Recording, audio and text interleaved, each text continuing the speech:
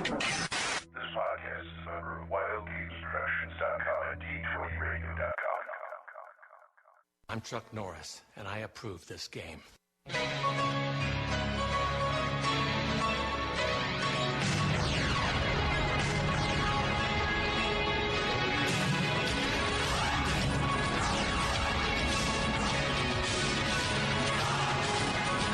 Welcome to the Roll for Initiative podcast.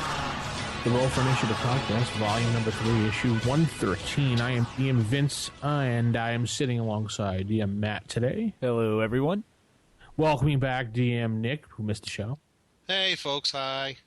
And bringing back a voice from the past, a ghost, an enigma. His name is Crispy.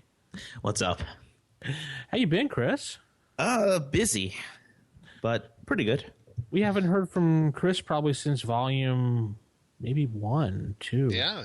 I did, I think the last thing I did was the Desert Adventures show, but I had to bow out halfway through because of another obligation.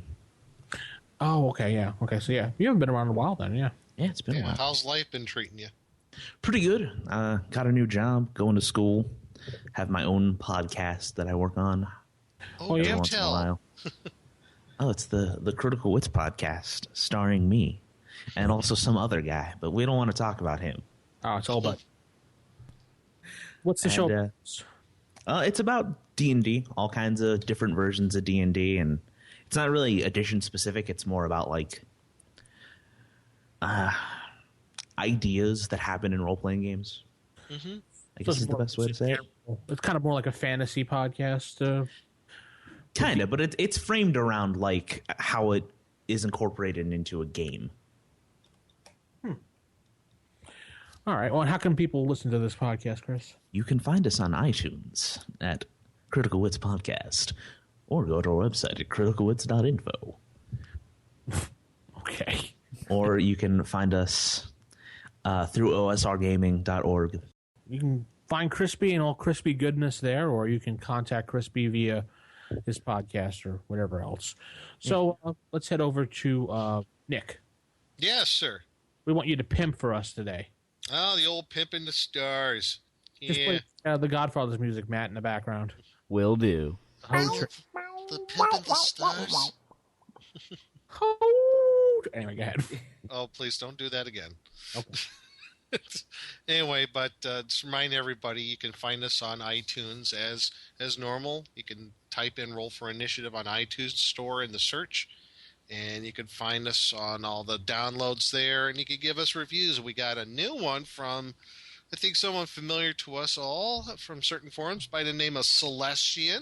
Yay! And Celestian says, back on track, gives us 5 stars, and says, the new collection of hosts has brought me back to the show. Entertaining information about AD&D. My only complaint, I need an episode a day to listen to while I work.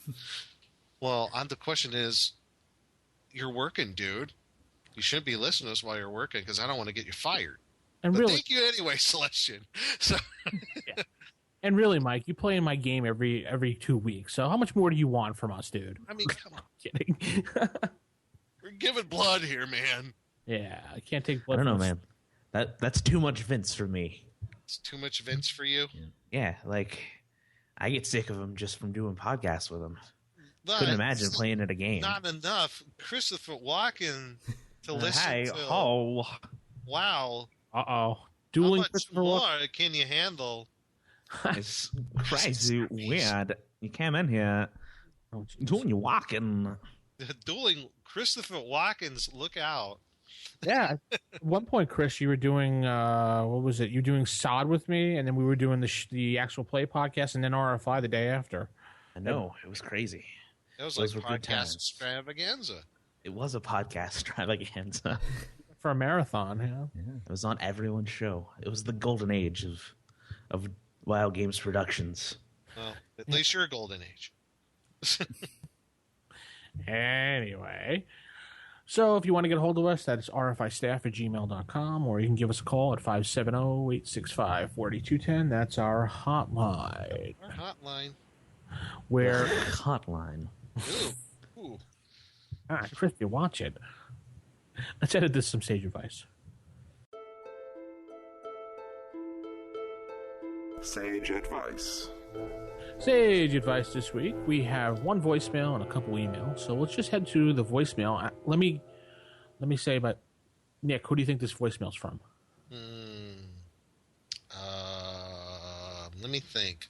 Someone that we haven't heard from in a long time. No, My only other guess would be DM Kojo. you're right. Oh, jeez. DM Kojo, you're great, dude, but we need other people calling in. No. I want DM Kojo to call in every show. I want 7 shows in a row with DM Kojo. Well, I'm glad he has questions. I think we have 3 in a row now, I believe. So Wow. We should have the DM Kojo ticker just for consecutive shows he calls in. Yeah. he should have his own segment. DM Kojo, you hear that? We Yeah. want you to do your own segment. DM Kojo does his own segment. Pull a Julie on us and give us a 9.5-minute phone call. Oh, God. No. And here's DM Kojo's message. Hello, rollers of the initiative. This is DM Kojo with a question today about NPC spellcasters. Specifically wondering how much do you flesh them out in your game?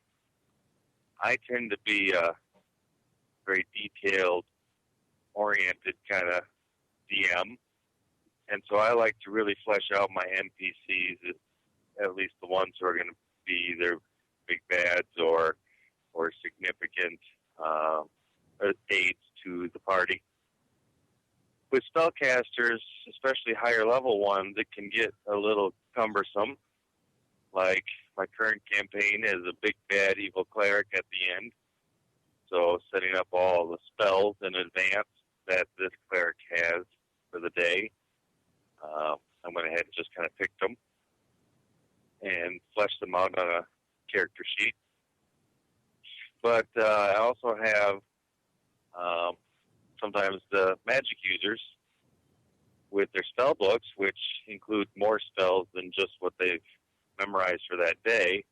So I'm kind of curious how you handle that. I kind of like to create their entire spell book, although that does take a lot of time. Sometimes I do it through random rolls. Sometimes I pick the spells I want, create a whole big spell book, which I attach to their NPC sheet. And so I'm wondering how you guys do it. Do you just wing it, pick them out of the book on the fly? Do you just give them spells that they've memorized that day?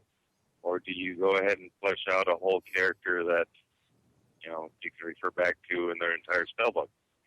Because inevitably it seems like the players kill the NPC spellcaster, and if it's magic user, get their spell book, and they want to know what spells are in there they can try to learn. So I like to have that stuff in advance.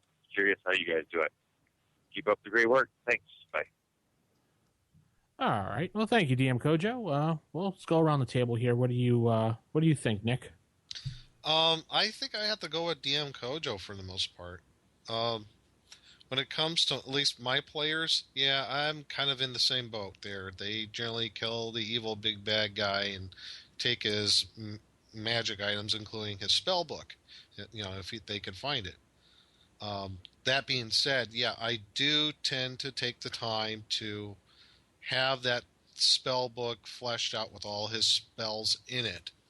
So I won't waste game time in there, and I'll have the list ready for them.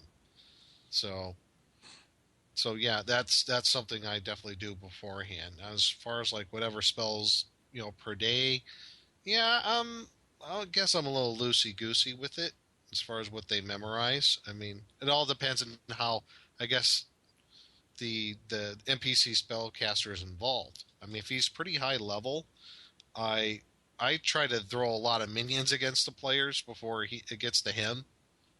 But I'll just like throwing out various types of like, monsters that he might have under his control, or maybe brigands or some other types of creatures that he has under his sway. I tend to throw those at the player characters first before they really get to him. And even then, I'm really big on using like monster summoning for the magic user so he could protect himself even at the very end. or some other type of spells that will like either like charm person or something of that nature.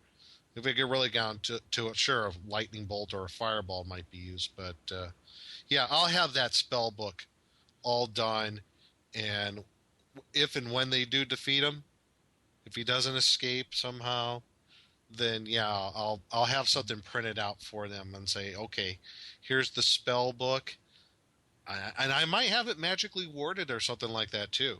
So I mean, he's an evil magic user. You got to play him to the hilt. He's not going to make it easy for the player characters to get all of his stuff. So, once they defeat all those sorts of things, yeah, I'll hand them over a printed sheet. It's like, here's all the spells per level this guy had. So, I guess it's best how you know your players. So you just hand it over to them, the sheet? Well, yeah. You don't say, oh, by the way, you can't read it, and that's what the purpose of Read Magic would be? Or Well, no, they have Read Magic already. do you wait for them to... No, you don't... You're missing what I'm saying. You don't have them cast Read Magic to read the spellbook? Oh, no, I will. I'll have them do that, absolutely. So and once they do that, yeah, then I'll like, okay, here's the spell list of what's in there. I'm not really all too specific on it. It's like, yeah, they gotta go through those roundabout things about, gotta cast Read Magic, at least know what's in the spell repertoire. But other than that, I don't really go into all too much detail on it. And what about you, Chris?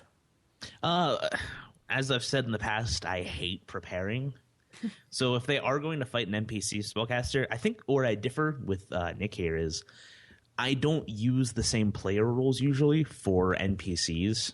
Like, I'll base them off, like, this guy's a spellcaster, but he won't necessarily be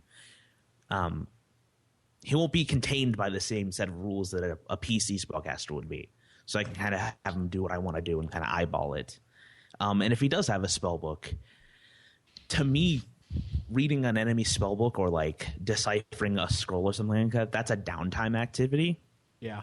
Partly because I don't want it to interfere with game time. Like, I would just tell them they don't have enough time at that moment to decipher the spell book. But at the same time, it gives me time to go in my downtime for like the little bit of prep work that I do to kind of work out that spell book and give them what they get. And at the same time, it's like rolling to see if you can learn the spell and whatnot, your percentile roll and everything. Right, So- but you let them read it with Read Magic just to see what it is, pretty much. Yeah. Every spell book is kind of written differently. So like, how I usually handle it is you can tell something is magical writing just by looking at it if you're a wizard, but you can't read it without casting Read Magic. Mm-hmm. Yeah. Exactly. A lot of people fail to remember that, and I think they got rid of that in later editions. I don't understand why, but I guess for the simplicity of the game.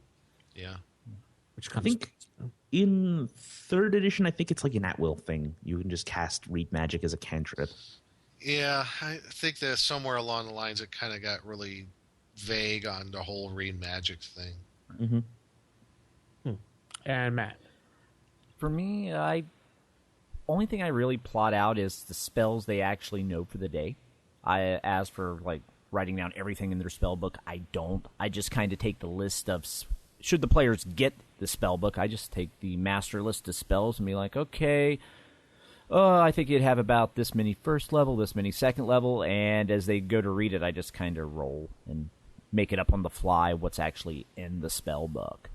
Because really, and typically I'll make them see if they actually are able to actually learn the spell before even telling them what it is. Say like, okay, make a roll for this spell. Okay, you now realize it's Burning Touch.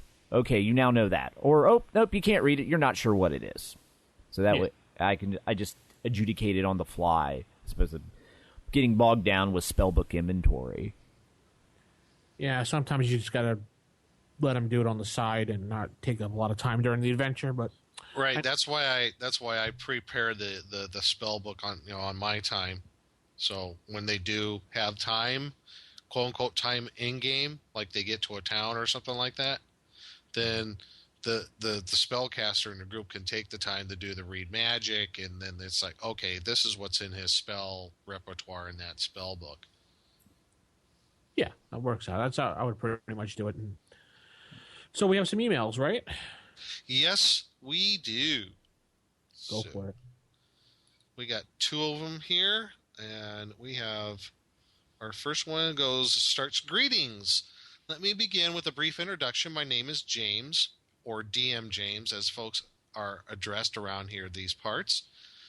While I missed old school gaming the first time around and didn't really sink my teeth into the hobby until 2nd edition AD&D, my older brother turned me onto the hobby initially, and I've always had a passion for old school gaming.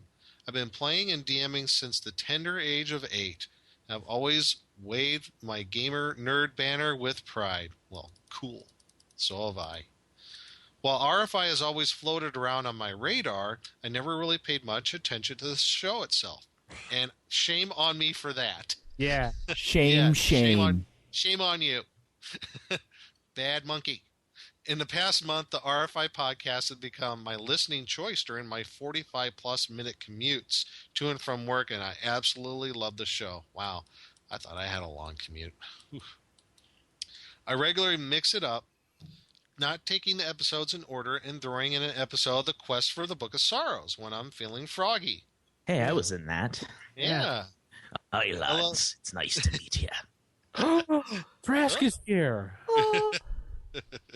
I love both the show and the actual play. So far, I've only cherry-picked the episodes that relate to topics I find particularly appealing, but soon enough I'll have to break down and listen to the entire back catalog. Your show is just that darn good. Your podcast has helped me stay inspired and motivated as I work on material for my old school publishing endeavors. Oh. I'm the owner/operator of Barrel Writer Games, which deals primarily with supplements for Goblinoid Games' Labyrinth Lord line. While it isn't exactly AD&D, the feel and tone of the show, as well as the wonderful banter between the hosts and diverse subject matter, are enough to keep me glued to my speaker. Not literally, but I keep a universal solvent in the glove box just in case. Shameless plug, Barrel Writer Game products are available for digital download on RPGnow.com and DriveThruRPG.com. Well, cool. And on the side, I always thought Labyrinth Lord was kind of cool. Oh, yeah. Well, here's the thing about Labyrinth Lord, because I want to add on to that. You can play something kind of akin to First Edition with the AEC. So, yeah, I mean, they have an advanced edition rule set for Labyrinth Lord. Mm-hmm. So, yeah, absolutely. I consider a long lost brother to AD&D First Edition. So it's like, hey. Well, I mean, all those old editions, they're completely incompatible. Oh, yeah. So that's kind of the trouble about it. The clones are meant to be out there in case you want to try it and you're a new player and you don't want to invest the money. That's why they're there. Yeah. So and he goes on to say, enough of my ramblings. Keep up the good work. And if you're interested in a guest co-host, I'd be humbled and honored to sit amongst such excellent and admirable gamers. Sincerely, DM James, a.k.a. the Last Hobbit. Yeah, well, yeah, definitely. If you want to come on and guest star, we sure would appreciate you coming on. Yeah, that's really cool. I wanted to ask our other special guest today, Trask, how does he know how to use a microphone?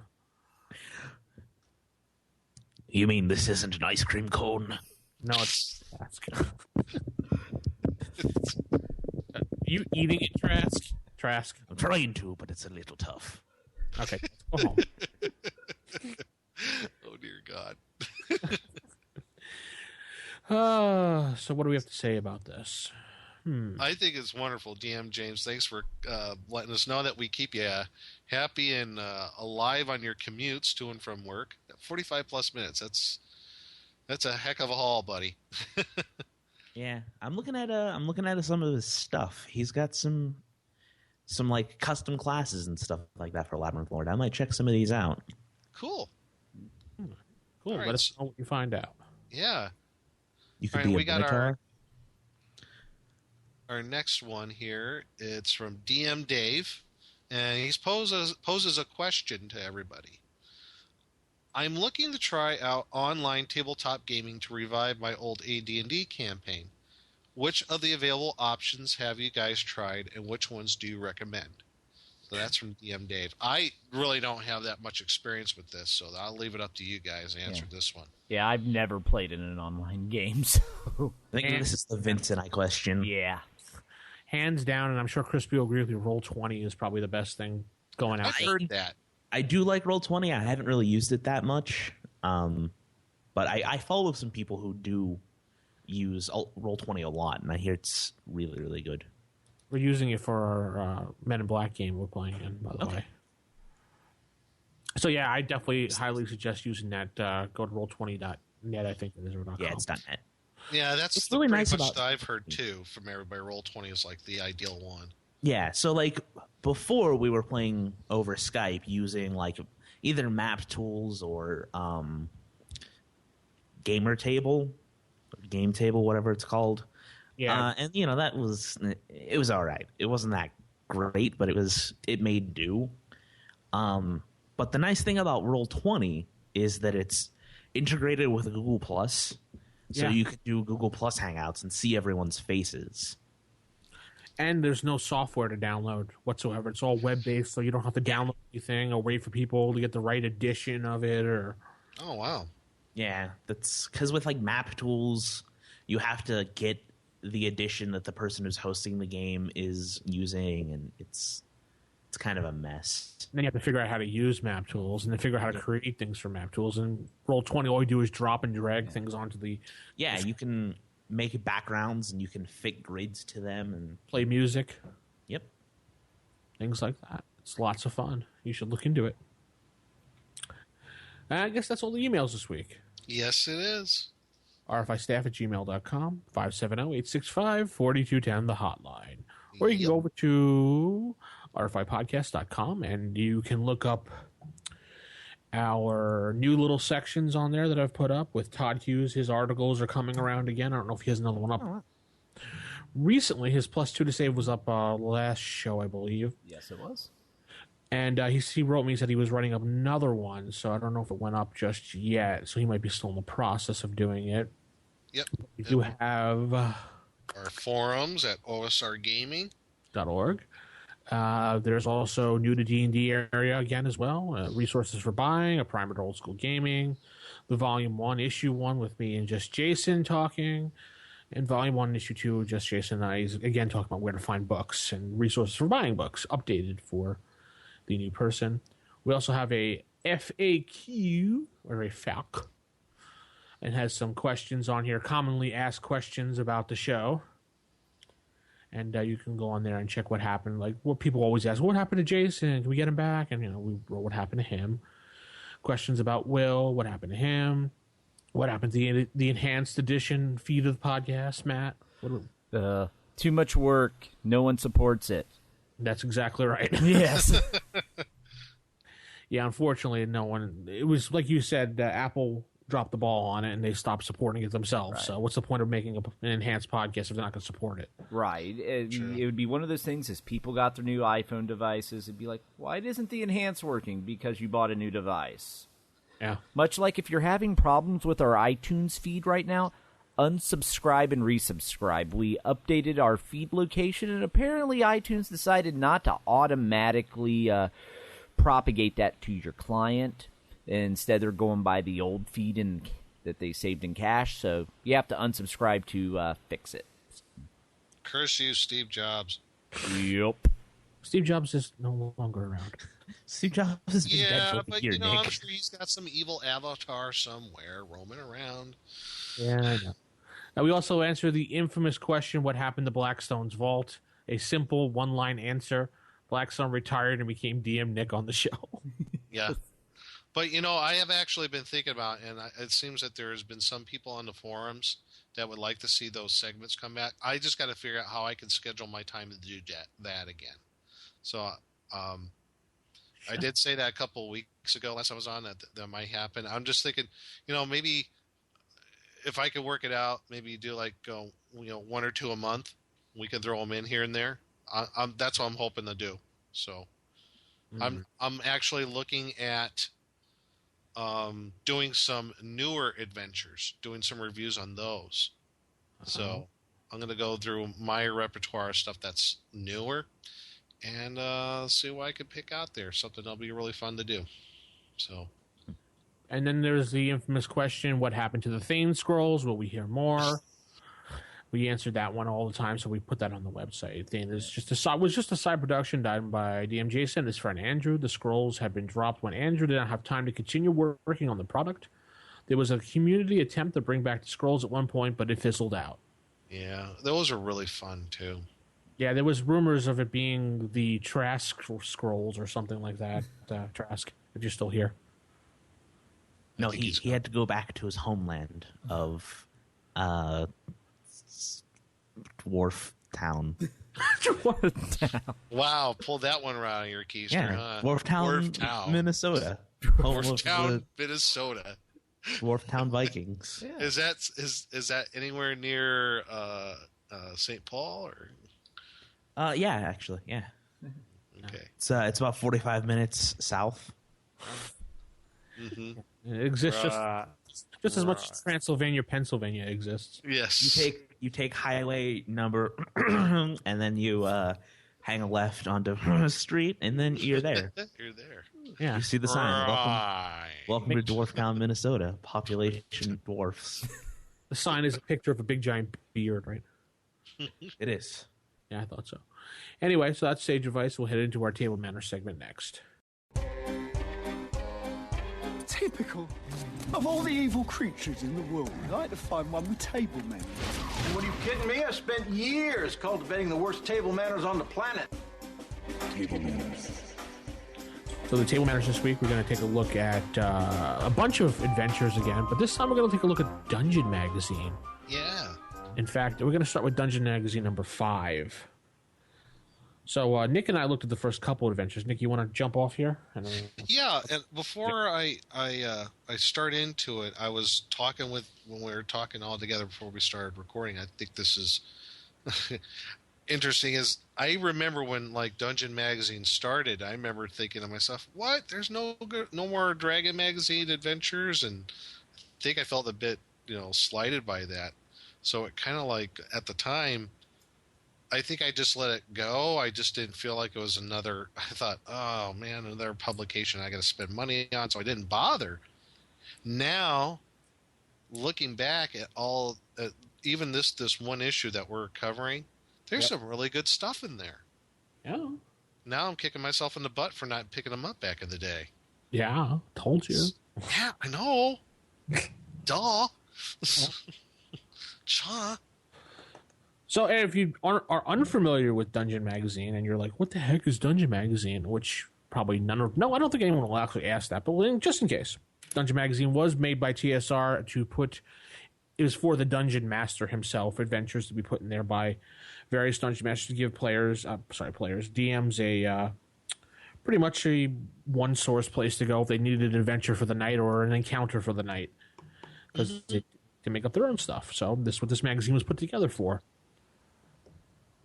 And I think they covered not just AD&D, but basic and expert. Yeah, this has one Dungeons and Dragons adventure out of the 1, 2, 3, 4. But it was mostly AD&D 7 stuff, I think. Yeah, they started in about 86, and they did a lot of first edition. But it was kind of confusing in the beginning because it was during the transition period between first and second. Right. So a lot of people thought most of the adventures were second edition, and then they started marking them 2E, so you knew. Right. So we basically just assumed that they were first edition adventures. So yeah, and Dungeon had a pretty long run as far as a publication, didn't it? Yeah. Yeah, it lasted up until WotC took away the rights to Paizo to publish them. So it went out the same time Dragon did. So back in, what was that, 2008-ish? 2008, 2009? Yeah. Wow. Do you guys know the fun fact about the two D&D magazines? If you ever are reading through one of them and they list both magazines, they always list them as Dragon first and then Dungeon. So it'll be dragon and dungeon instead of dungeon and dragon. Huh. Ah. Yeah, if you read, I think, almost any issue of either one where it lists both, it'll always be listed in that order. Interesting. That's one to grow on. You play that music in the background with a little star. Ding. Sorry. Thanks, Christy. You're welcome. It's a do-do-do-ding. That's the more you know. The more you know. That's right. So what's this first adventure about? The Rotting Willow. Yeah, The Rotting Willow. This was written by a fellow by the name of Ed Bromley. And at the time, I guess he just got his BA from economics, 1985. He's had his own campaign world. And it's an adventure for 4 to 6 player characters, 7th to 9th level. So, getting up near the high level adventure area. So, what this one is about, it's more of a, it's not really it's kind of like a side adventure if you play it's kind of a sidetrack. It's kind of like one of those, like if you're running this is really great for, like, if you're running a sandbox campaign, like quite a few folks out there enjoy doing. This is a good one to plop in an area where there's going to be a swamp environment nearby in your sandbox environment that you made for your game world. And basically what it comes down to is the adventuring party comes into this town where they have the village of Rotting Willow.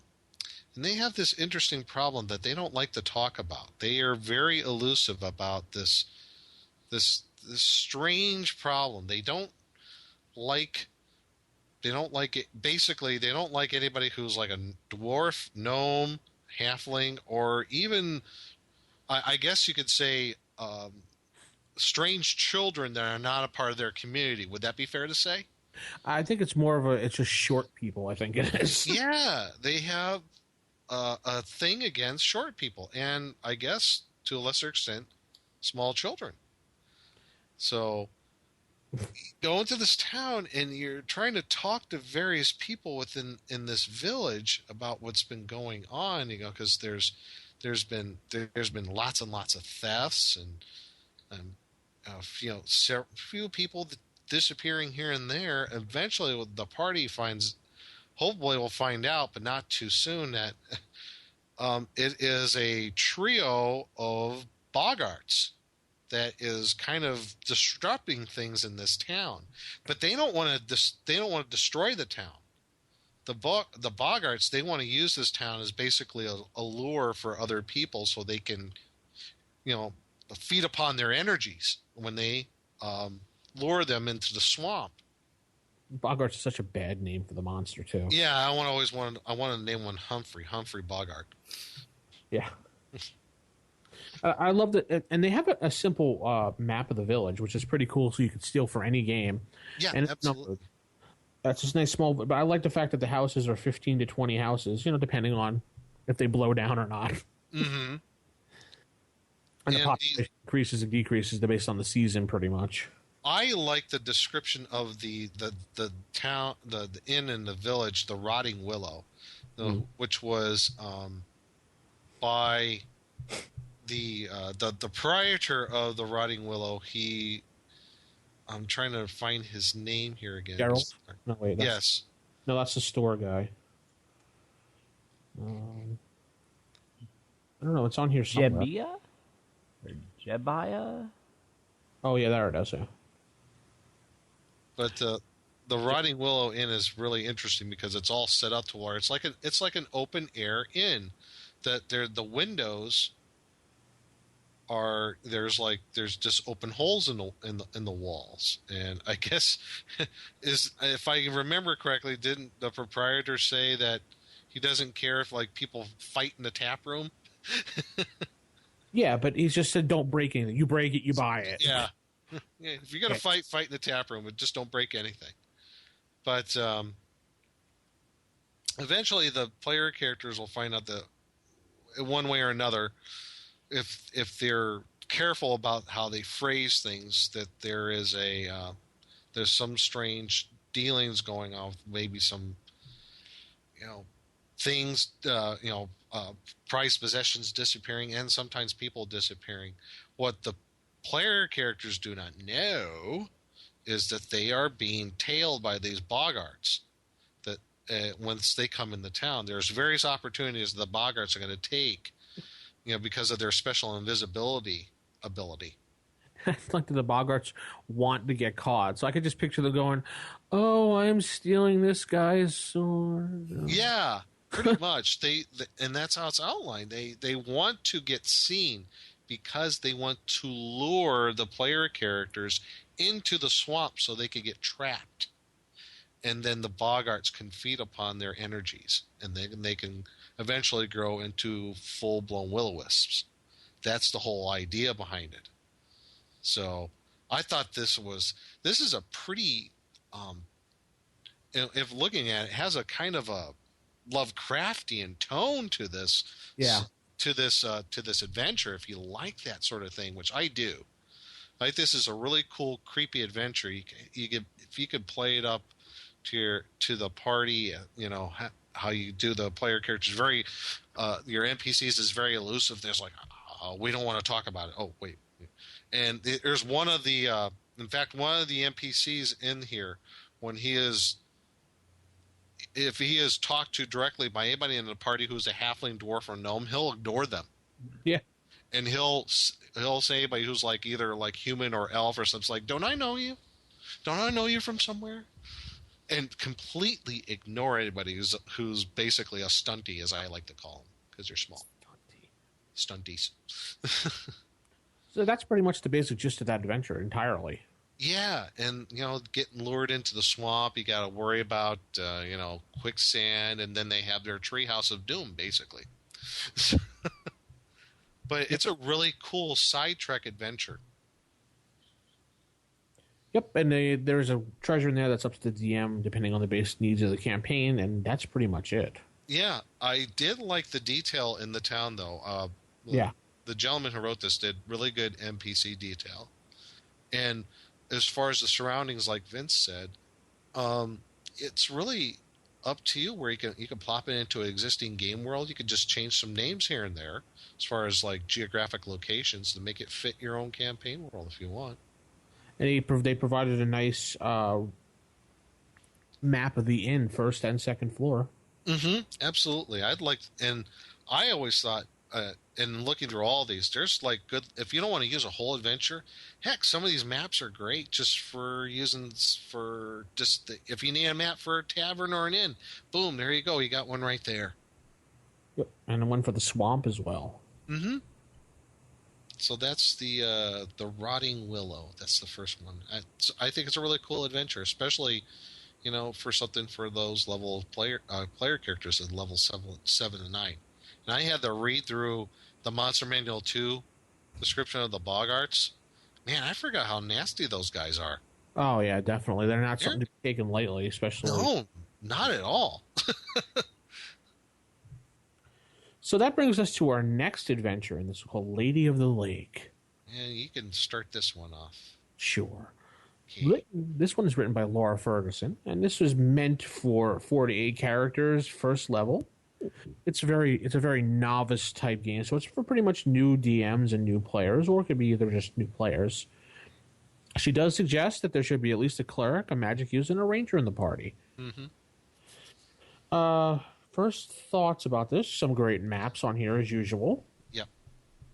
There was a couple questions in here that answered some things from previous podcasts that Nick and I were talking about. We'll get to that in a second. Yep. The adventure background starts basically pretty much. I like how they just throw the PCs right into it. Yeah.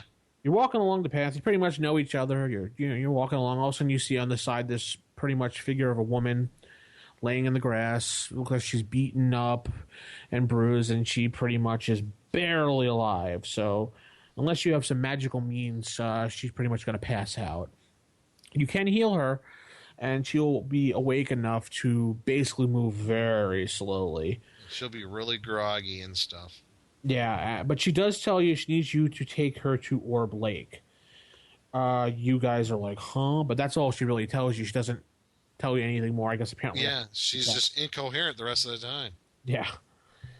And you guys the party has no idea where the Orb Lake is. So the only thing they know is there's a town that is relatively near named, what the heck was the name of the town? Gindia? Or Yeah, Gindia. Gidnia, yes. So the characters take her up the road, and then they find this mysterious necklace on the ground in the middle of the road. Oh, yeah. Which happens to look like it could be possibly her necklace, because if the PCs examine the body of the woman on the side of the road, they notice that she has some marks on her neck, and the notes for the DM clearly state that it looks like that the marks on her neck was a necklace that was ripped off of her in a very brutal fashion. So it kind of looks like whoever had the necklace might have dropped it when they were running away. So it's up to the PCs to pick up the necklace, and if the girl is coherent at this point or not, give it to her or keep it, depending on what they think. Well, and if they put it on her, well, that probably pretty much ends the adventure, because... Yeah, the necklace is cursed. It's a necklace of strangulation. So they say pretty much in here, it'll strangle and kill her within the round. Yeah, because what happened... Yeah, because what happened is the background was that she was accosted by a bunch of brigands, and she was taken by brigands, and amongst the brigands was this magic user of, evil, disreputable reputation, and she somehow got away, and he thought would be a nice cruel trick would to be throw the necklace of strangulation for anybody who found her, it would strangle her. So that's a little twist to this is she's not really even a girl. She's actually a phantasm. Yeah, a new monster. Yeah, a phantasm, and she is she was cursed. Well, not cursed. I think the magic user casted a spell on her to give her a form of a human girl. It looks like. Yeah. Her down, and her magical powers don't work as a phantasm as well. Apparently, in that form. Yep. So the whole point of this adventure to get her to Orb Lake is because the lake apparently is a magical lake that heals and cures for long enough that you're in the lake. Right. That the curse will be broken for her to go become her little phantasmal form, apparently, which is a deer with wings. Yeah. Basically, what'll happen is if you eventually find this lake, anybody who has been polymorphed, or I think it also cures lycanthropy. Only while they're in the water. Only while they're in the water. Yeah, if you read the notes, it says it cures it while they're in the water. As far as getting out of the water, it does not. I guess it doesn't, so. No, it doesn't, which is kind of weird. But. It is kind of weird. Anyway, and you do get to... It only affects you once in your lifetime. So if you want to be healed and you drink the water, that's it. Too bad. Next time you come back, it's just water. Yep. Anyway, she does have the ability to have magic resistance, 75% chance, which does not work while she is passed out. So that was kind of a thing that Nick and I were debating a couple shows ago about magic resistance and if it works. Can you turn it on and off and such? If you turn it on or off, or it's just an automatic thing that's always on. So this person, Laura, in this module has decided that it has to be turned on and off, and while you're out, it's off. So it's not really a solid answer, but it gives you an idea of how another DM has used the magic resistance. So that's a really good question, and now I'm starting to think about it, and how it works in later editions, because I know there is a rule about that, but I can't remember which way it goes. As far as if it's on or off all the time? Yeah. Oh, man, I should look that up. And then... And also, you got through the adventure, you got to get to this town. They lead you to if you ask around at the town, there is an old druid that might know where this Orb Lake is. Yes. So, his name, the druid Fraga. He's late 40s, but is prematurely white, has premature white hair.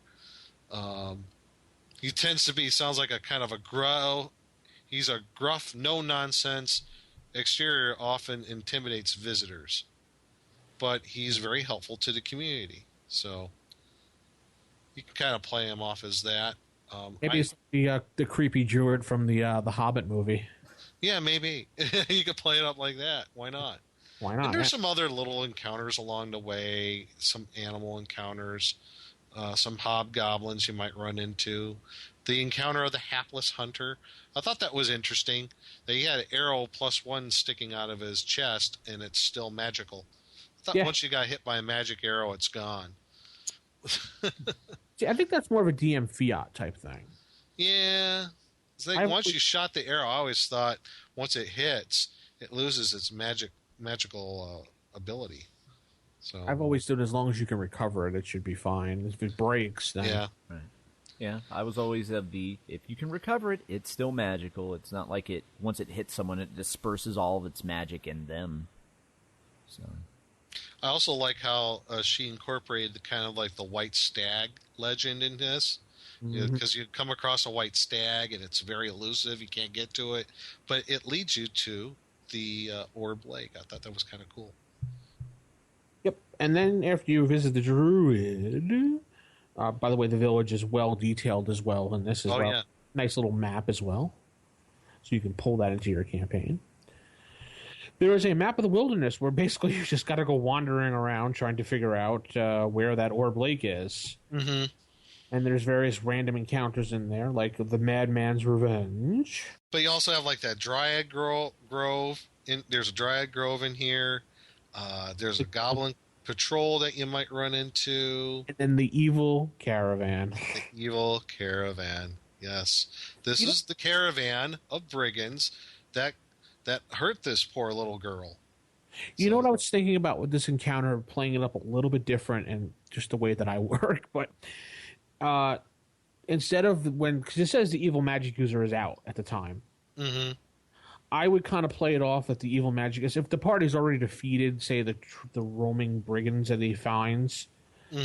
I would play it up. This old guy comes back and he was maybe forced by them to he was enslaved by them and he was just doing his duties or something, just to see if he can test out the party, see what's going on, and then kind of jump at them and attack.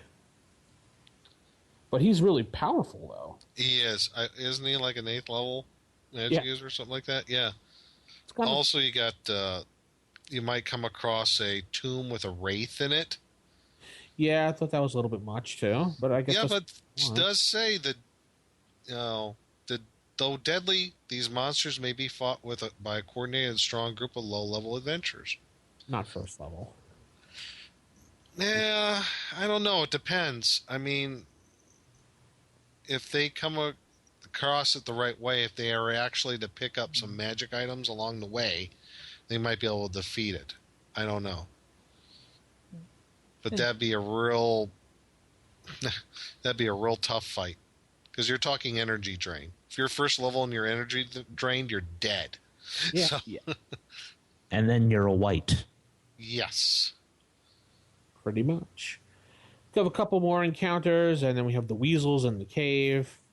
If you find that, then you finally will find the Orb Lake, where you pretty much will bring the little girl and place her in the lake as she suddenly wakes up. And she's like, oh, put me in the lake. And you put her in the lake, and she like fades away and turns into this white mythical creature that jumps out of a deer with wings. With rainbow-hued wings. Yeah. The Phantasm, and it kind of just like goes, yo, and gives you one of those, chin-up nods, and then it goes... Say, hey, what's up, thanks. So after within 2 weeks, another winged white deer will appear to the PCs and will reward them with a minor magical item of the DM's choosing. So that's pretty cool. And then there's and at the end, I'm sorry, there's a thing about the Phantasm and what this type of creature it is. What did you think of this one? I like the Phantasm. I want to see more of it, but the way it's written, you'll never really use this in your campaign unless you want to say that your campaign works for every 111 years and is that the Phantasm shifts into your campaign. So because apparently they can only once per day each cast haste. Oh, no, that's it. And once every 111 years, it may plane shift itself from the ethereal plane to the prime material plane, but it has to shift back within 1 year. So yeah. I thought overall with this adventure, I was reading through it. I'm like, this is like a smaller version of Forced Oracle, but better. I mean, that's what I thought. I'm like, it has a lot of the same kind of tropes that were in Forced Oracle. You got a druid, there's some goblins, there's some dryads. Skunks and weasels. Yeah, there's like, this is like Forced Oracle, but you know what? The background is a hell of a lot better. And this is only a few pages out of Dungeon Magazine. So, what does that tell you about Forced Oracle? And I have to say, the girl who wrote this, Laura Ferguson, at the time, apparently she was in high school still. Yeah. The 4-H club she was part of. Yeah, that's how she learned how to play AD&D. And, goes on saying now how she's editor of the high school yearbook, plays volleyball, and still plays AD&D. I'm just for that, for what this has been, how, the age written, she did a really good job. Yeah, and she's a girl. I know, girls in gaming? Ew. No. All right, so our next adventure is the Stolen Power. Yeah, this was by Robert Kellick. Yeah, Robert Kelk. Kelk? An evil cult with a trick up its sleeve. And Robert was from Ottawa, Canada, and he learned how to play D&D from what was known as the Hobby Center Gaming Club there. Mm-hmm. And he made up this adventure because he was once told that men wouldn't play female PCs because, quote, they keep getting sacrificed, unquote. No, that's not why. Because it's creepy. That's why. Well, that too. In the interest of equal time, he has created Shami Amore. And you'll find out who Shami Amore is in this adventure. I guess the Stolen Power, it's a module, an adventure for 46 player characters of 1st to 3rd level. And it really is heavily on the lawful, particularly lawful good. Lawful good characters like paladins are recommended for this adventure. If you have clerics of Aphrodite, Hera, Ishtar, have a special interest in the spoiling the cult of Shami Amore. So, one thing, the only complaint I have was the adventure background first box. So that, yeah, seems like you're giving the players everything in that when they should be working for that information. Mm-hmm. I mean, little detective skill work or something. Yeah, I guess you could kind of do a prequel thing to this before you can just give them all this information. They go to this town, a small city actually called Highland, and the clerics in Highland, they had something stolen from them recently, a book of infinite spells. So they're afraid that their enemies took it and they want it back. The only clue is a piece of paper dropped by one of the robbers. The name Adonis is and part of a floor plan are scrawled on the paper. So my one question about the Book of Infinite Spells: if it's infinite spells, why does it only have 12 pages left? There are infinite lines on each. I was wondering about that. If it's infinite spells, why is it only 12 pages left? Probably because they use some of them. Then it's a book of finite spells. Then it should be. Yeah, it should have a book of limited spells. Maybe then book of finite spells. There. It also leads me to believe that if the 12 last pages are turned, that the book just disappears or blows up or something. I don't know. I kept reading that, going, "It's going to blow up." Yeah, it's like one of the messages from Get Smart. After you listen to it all, it blows up. How it just turns to dust. I don't know. I just was curious. Why don't they just let them turn the pages and just that's the end of the adventure? No. Okay. So Moonwind does the druid. Was the druid? Yeah. No, the magic user. right? No, cleric. Cleric. By Phoenix. You'll pick the right character class eventually. Yeah. Moonwind, who's the 8th level human cleric who's in charge of everything, is going to set you on your quest and give you Bear Paw and Deer Hunter. Yes. Apparently, in this adventure.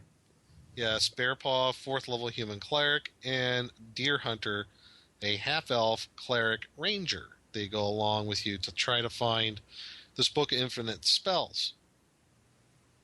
So, and there's a fairly decent map of the city of Highland and the vicinity around it.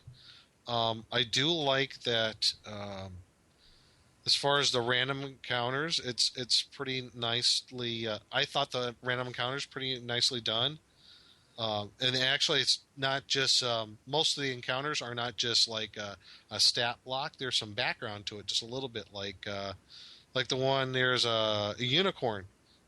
There's but one unicorn in the forest, and he will be encountered only once. The unicorn can speak the common tongue and tells the PCs there are no concentrations of evil in the forest. So there's a little blurb of information at least you can use. What's that? It's a D12 for the encounters you use. Yeah, D12. You got a fairy dragon, goblins, a barkbur, a Shidu as well. And Shidu's just passing through. I love that. I'm just passing by. What do you know about this place? I don't know. I'm just going through here. Leave me alone. The 5 druidesses. Yeah. Yes. I've never seen this druidesses like that before, but anyway. Whatever.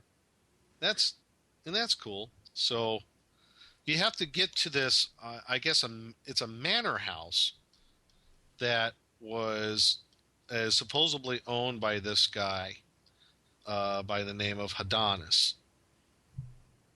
So you're trying to find this manor house, and some other encounters along the way. You got Wemmix, an Oliphant, centaurs. I like this. This is the first adventure I've ever seen where mini-moles have been used.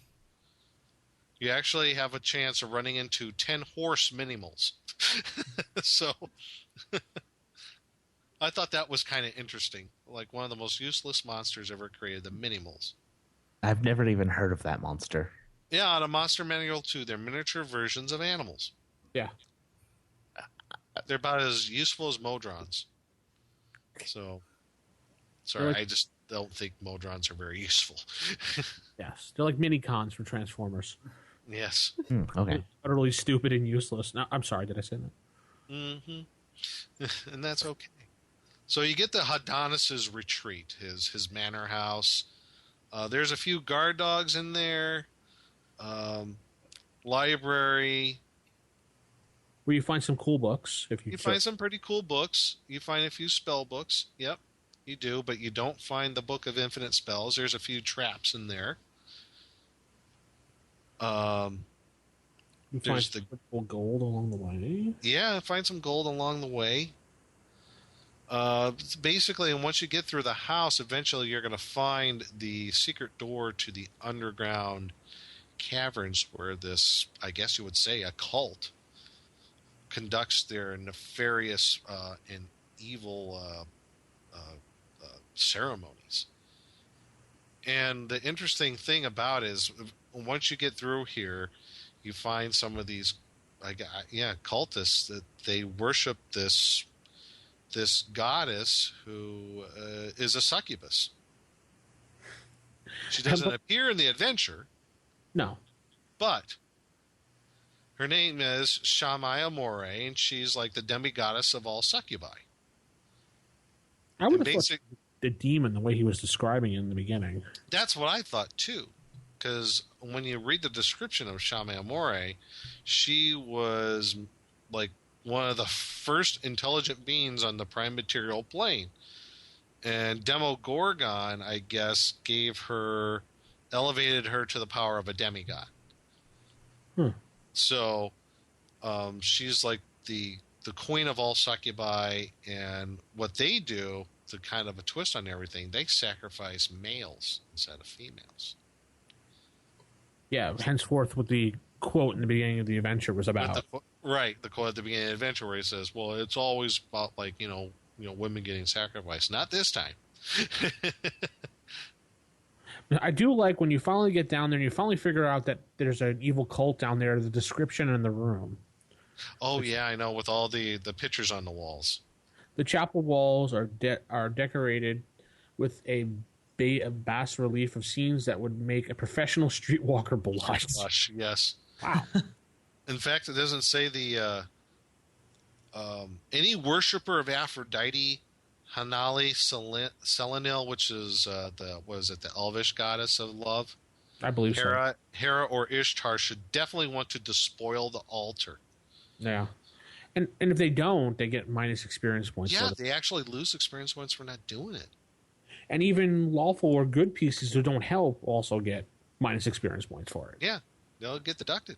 Yeah. So, kind of a twist on things where not only are you, I would say, lawful good clerics, definitely a paladin, are compelled to, cleanse this place of the evil that is in there, and coupled with that, it is male human sacrifices of men that are given to this succubus goddess. Well, as they should be. I mean, if you remember Crispy, the Book of Sorrows, what Trask was doing to the Asmodeus statue. Do I really want to know? I broke the Asmodeus statue. He was on it, breaking the arm off of it, dancing on it, and trying to tip it over. Oh, okay. You were lawful good at that point, weren't you? Yeah. Yeah, so it fit. And then we come apart after you get out of that whole room, desecrate the altar purposely. You find a little guard room with a little baby white dragon in it. Yeah, I thought that was interesting. I was like, "Oh, white dragon, what?" Who it's breathes? Like yeah, it's all of a sudden white dragon. It's not a big one. It's a little one, but he breathes his 3 times and then he attacks. Yep. Actually, I only think he gets one. I think he gets his one a day. Once today to lower the room's temperature. Okay. So he's got 2 more. Yeah, and immediately attacks with his breath weapon using both remaining attacks before joining. Okay. Yeah. So he pretty much breathes on you twice and then he attacks you.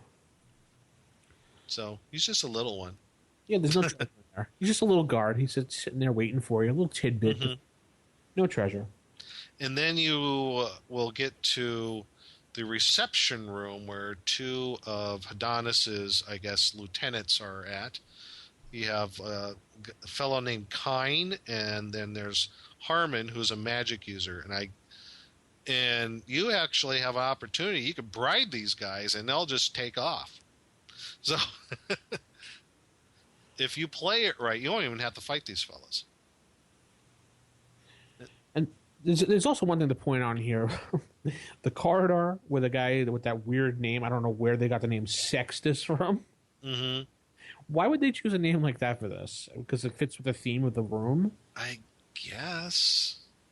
Anyway, apparently he was a person that was brainwashed by the cult, and that's why he's in there. Mm-hmm. And you find out more about that later on when you go down and find the prisoners inside the... where is that? Towards the end. Oh, right. I forgot to mention that with Sextus, he has... Now, remember, this is levels first to third, or it's relatively low level. Yeah. This guy has an intelligent sword. Yeah, that was kind of Intelligent longsword +1. It's named Pathfinder, 12 intelligence, ego of 2, chaotic neutral. And it detects secret doors within a half-inch radius. Yeah. So 5 feet. Yeah. So basically, it's kind of interesting how they do this. So they, instead of having just him randomly standing there in the room, they decided that, hey, he may be looking a different way, which is, wow, that's amazing that someone thought of that for once. Yes. And they have you roll D10 to find out which way he's facing. He could be facing towards this room or that room, or maybe facing toward the PCs. Mm-hmm. It's interesting. If his back is to you, you automatically get the surprise on him, apparently. So. Yeah. And then you get to that reception room with with Kine and Harmon where you might be able to bribe them. You have to bribe them at least 1,000 gold or something equivalent to it. He kind of suggested, it's like, you could just bribe us. Yes. We could, if you just put a few, 100 gold in our hands here, we could just forget about the whole thing. Apparently this cult isn't really that, strong in its members. We could just bribe them. They'll just take off. Well, chaotic evil. I mean, what do you expect? Yeah, they're chaotic greedy. Yeah. So, then you get to Adonis's room. Finally. I'm not sure what to say about Adonis himself. He's not as powerful and amazing as I thought he would be. No, he isn't. He's just pretty much he's a 7th level cleric, but he doesn't, his AC is 10 and it's just meh. Yeah, I would kind of, if it was me, I'd kind of beef up his armor class a little. Yeah. Maybe give him just some chainmail, something. And plus, you have a 25% chance of walking in on him sleeping for 2 segments. Yeah. So at that point, a party should be able to effectively neutralize him before he even wakes up. Yeah, you got a 1 in 4 chance, basically, to walk on him his sleep, and he just slit his throat, done. Right. Kind of anticlimactic. Yeah, extremely. I would have a few more minions and stuff around myself. I don't know. His spells consist of, because I remember DM Kojo asked about plotting spells out for NPCs. His current selection of spells are Cause Light Wounds, 3 of them, Sanctuary, Hold Person × 3, so he has 3 of those, Cause Disease, Cause Paralyzation, and Cause Serious Wounds. Okay. Cool, but they'll get interrupted every time with all that many PCs around. Right. Him and 6 adventurers maybe around him. Yeah, he's going to get clobbered. Yeah. So once you dispatch of him pretty easily, apparently, then you find you can search around the room and you'll find another. You'll see another door, but it's locked. Yes. But you find a key for it, where the treasure room is, and you find a lot of gold and 2 giant rats. Yeah, that are guarding it. Yes. Because they were instructed to kill anybody but him that come in that room. And this really gets me. This person apparently uses a type of coinage that is even worth less than copper pieces. I was just about to bring that up. Bronze pieces. Yeah. Bronze pieces. There's 14,892 bronze pieces, folks. Enjoy your encumbrance. Yeah. I was going to bring that up, and basically, I hate that. Yeah. 4 bronze pieces equal 1 copper piece. There's your ratio. Yeah. It's not even like the metric 10 to 1. No. This is why you would want to bring in a spell that I like from Hackmaster called Merge Coin Pile. Where it converts smaller values to larger ones. Very good. Yeah, that's a good spell. But why would he be hoarding bronze pieces? Because apparently not only is this cult weak on members, it's cheap. Was that when he was first starting up? He was he only had 2 minions and they could only find bronze pieces laying around? Or... Apparently so.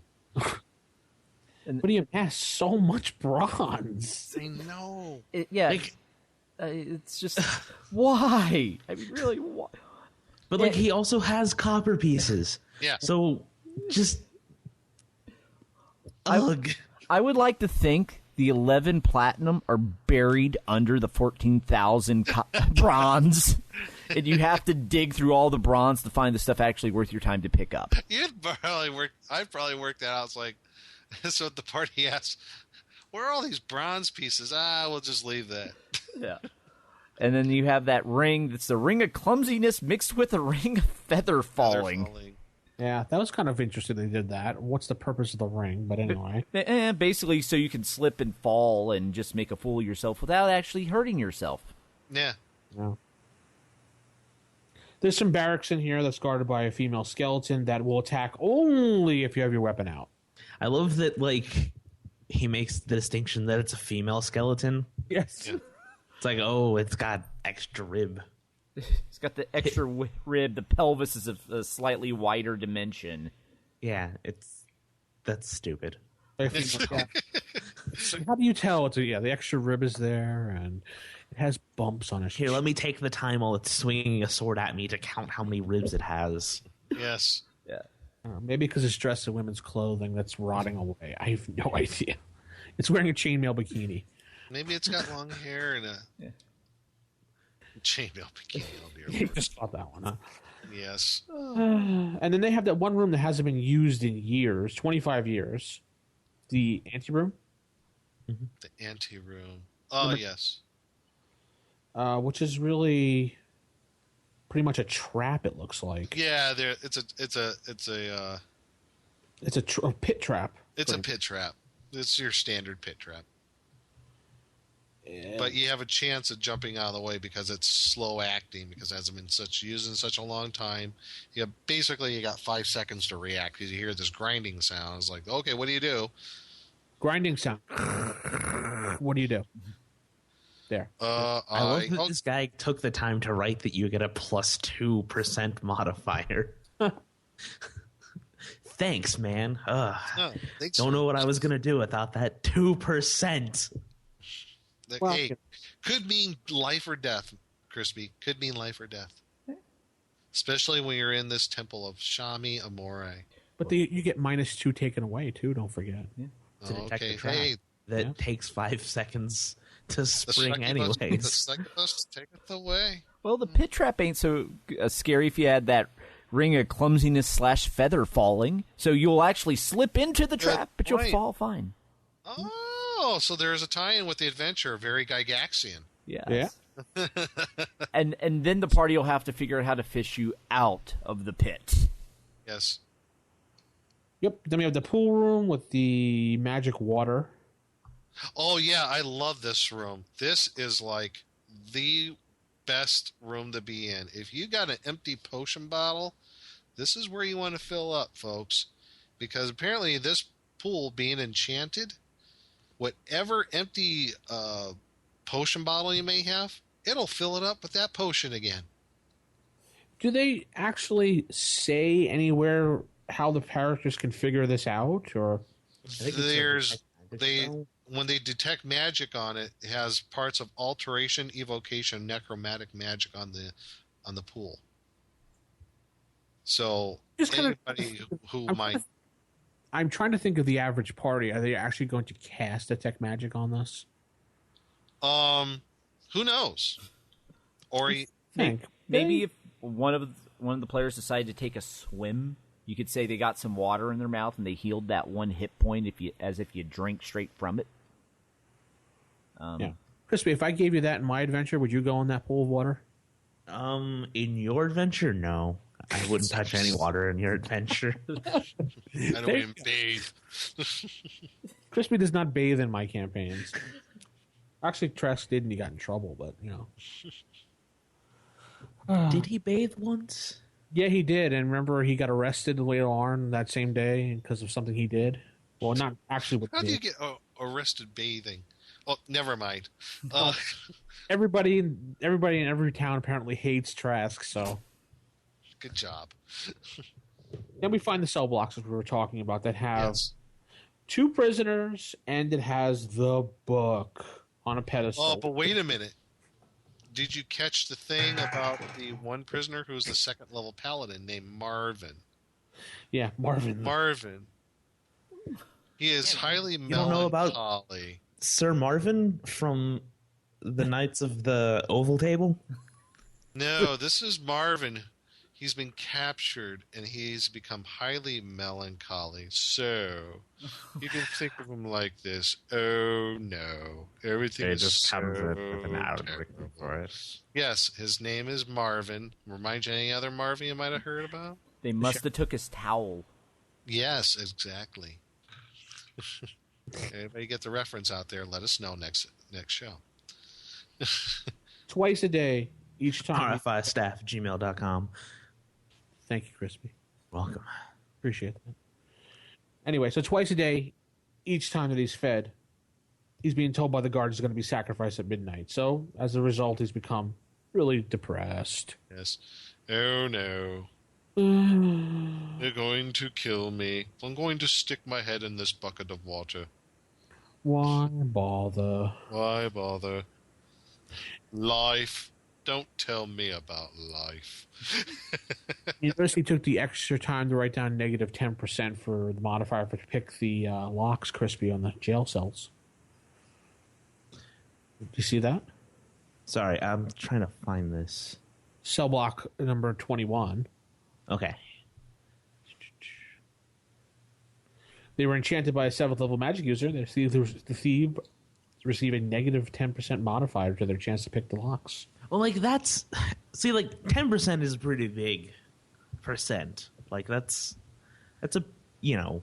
Well, that's a penalty. that's where you don't pick the lock and you just get the biggest guy in the party to kick the door down. Yeah. But, like, 2%? Yeah, whatever. 2%?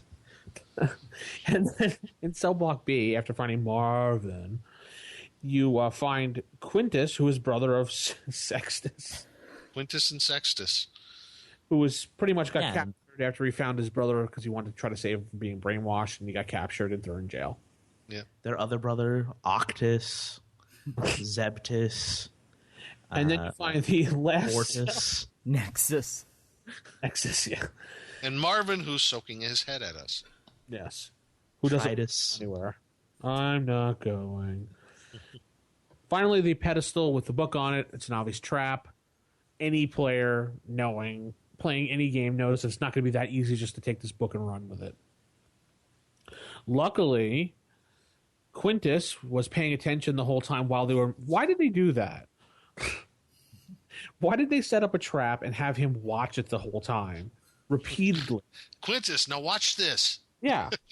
Come here. Check this out. This is so cool. Apparently, he knows the trap inside and out now because they've placed it, set it, and sprung it so many times. It was like they put a show on for this guy. What did they do? Just get bored and like, hey, let's trigger the trap. I don't know. It was just like they were trying to figure out the dimensions of the trap, and it says that he watched the trap being set, tested, and reset, so he knows what it can do. Well, maybe the evil cleric of this cult was, he was monologuing, and he was telling exactly how he was going to do things. So he was pulling a Dr. Evil? Yeah, he was pulling a Dr. Evil. He was monologuing. But so if in case somehow Quintus doesn't speak up and one of the players keeps telling him to shut up or whatever, who knows? You might have one of those PCs. Shut up, slave. But I know how this. Shut up. Apparently, there is a pressure plate, kind of a la Indiana Jones in the the Raiders of the Lost Ark, I should say, with the whole the head statue and moving with the sandbag. You got to figure out how to get this book off there, and if you don't, the sleeping gas pours out into the room when you trigger the trap, and you pass out for 2d6 turns. You do. This was a question asked on our Facebook about it. If the item or trap, whatever, has a spell on it, you go via the spell or via what's listed. And I believe Nick and I both answered. If it's listed under the description of what the effects are, then you would make a save. Otherwise, you would go default to the spell. Mm-hmm.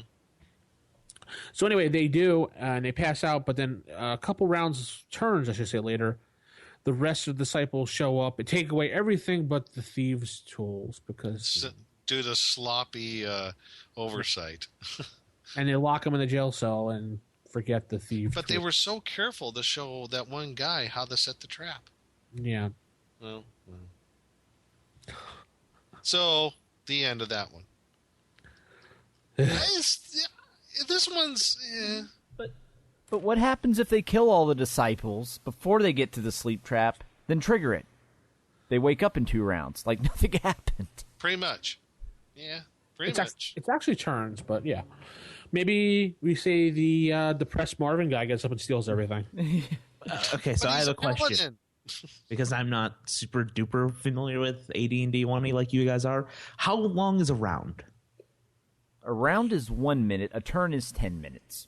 Yeah. So a PC can avoid breathing for 2 rounds. Like, if that's avoid breathing. That doesn't sound. I don't know. Like, I would say Constitution checks, but whatever. Right. Yeah, I would do I've done Constitution checks for holding your breath before. Yeah. So have I.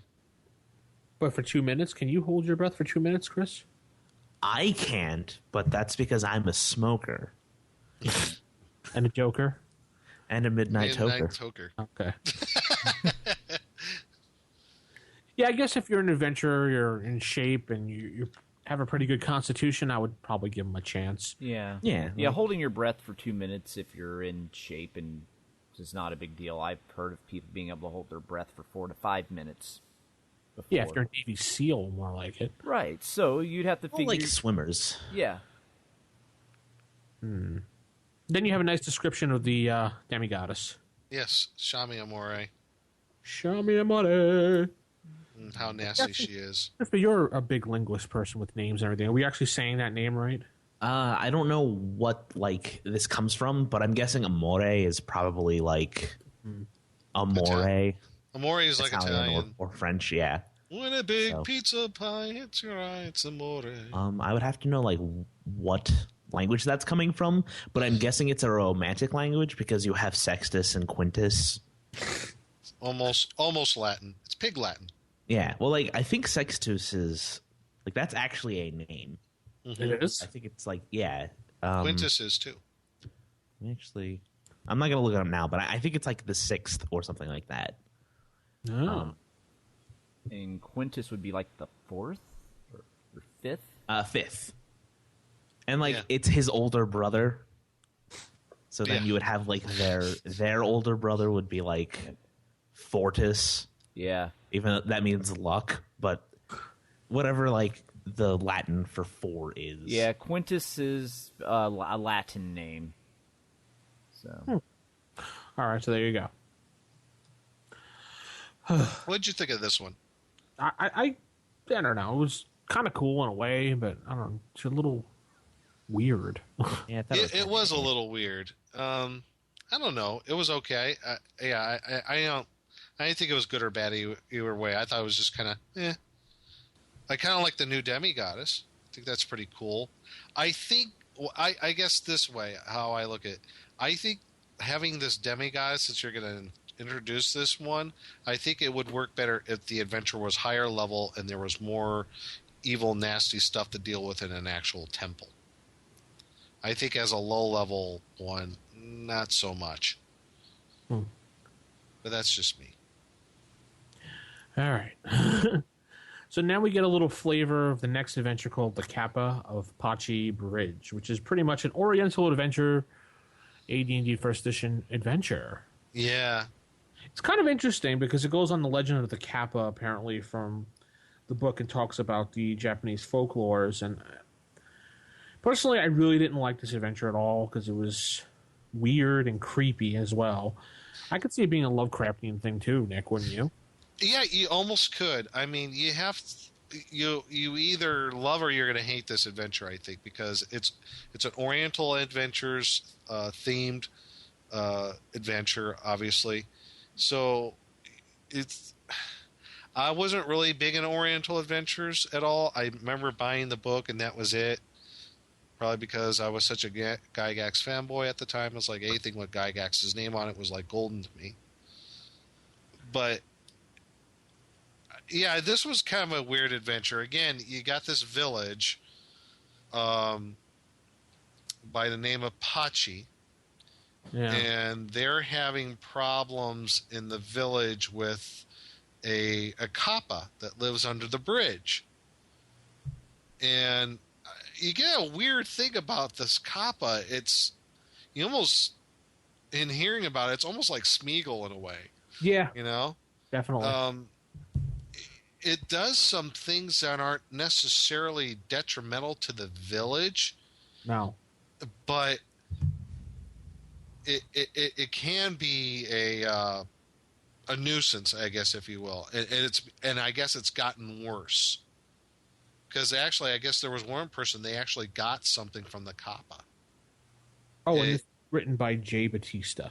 We'll give him his credit where credit's due. Yes, I'm sorry. Yes, Jay Batista. He actually lives in Oxford, Ohio at the time, and he was a former WWE. Oh, that was Dave Batista. Sorry.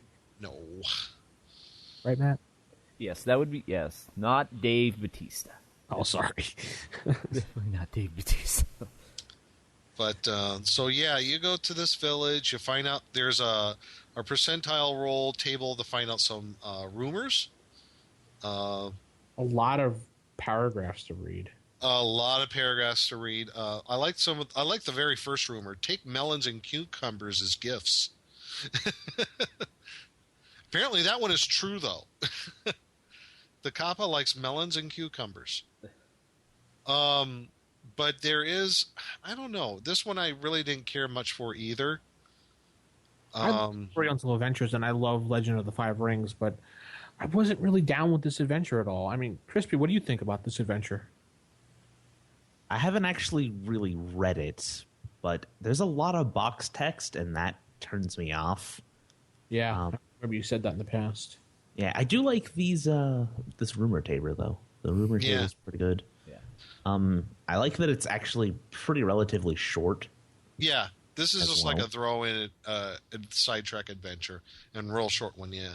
Yeah, but I've never really played Oriental Adventures or like Legend of the Five Rings. Well, one thing that I was when you go trying to find this Kappa, because you have to go find him pretty much and figure out what's going on with this Kappa and why these people need your help. Did you see the spot with the giant frog? Yes, I actually kind of liked that. That was the one section I thought was kind of interesting, because if you cast a Speak with Animals spell, you can talk to the frog. And the giant frog does not like the Kappa. No, and pretty much he tells you, the Kappa's mean, eats his kind, he doesn't like it, and he pretty much tells you where the Kappa is. And the Kappa is following you pretty much the whole time, apparently, according to this. And he says, and it says here, he will not willingly allow himself to be used as bait for the Kappa. Yeah. I'm like, ooh, in their right mind would want to do that. Right? Wrong. I would. It's a giant frog, dude. I would. Well, then I would cast Charm Animal on him. So, yeah. I don't care if you're willing or not. You're going to do as I say. I kind of like the Kappa sunning spot. It made me giggle a little bit. I'm like, well, they took the time to write down this guy's going to just chill out on this little stump and just, get a tan. Well, this is why I was like, I'm thinking of this thing like lives under a bridge, likes to sun himself. I'm like, this is like a weird troll Oriental Adventures version of like Smeagol in a way. He's like hiding under this bridge and he swims away and stuff. And you can lure him out with cucumbers. Yeah, cucumbers and melons. He has a pretty interesting little story to him, though. Yeah, I'm reading about him now. Actually, it's actually kind of interesting. He looks like a small little boy, and he acts like a small little boy. He's childlike. He is cursed pretty much. Oh, just flip the page. Hold on a second.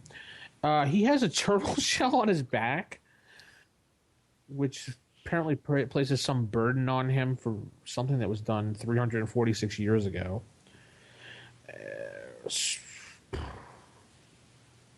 What do you think about that?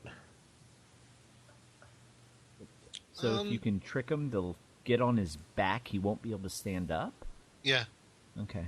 Yeah, I don't understand. Like, he's careful not to have his head bowl tip over, because the weakness of the Kappa is he has, according to folklore and in the game, that their head is indented like a bowl and it holds water, and it's like their, I guess, like vital essence. If you're able to tip that over, his strength will drop down to 10. But he knows not to bow to people. If you bow to him, he won't bow back. Because apparently about 100-some years ago, he fell in that little trick. So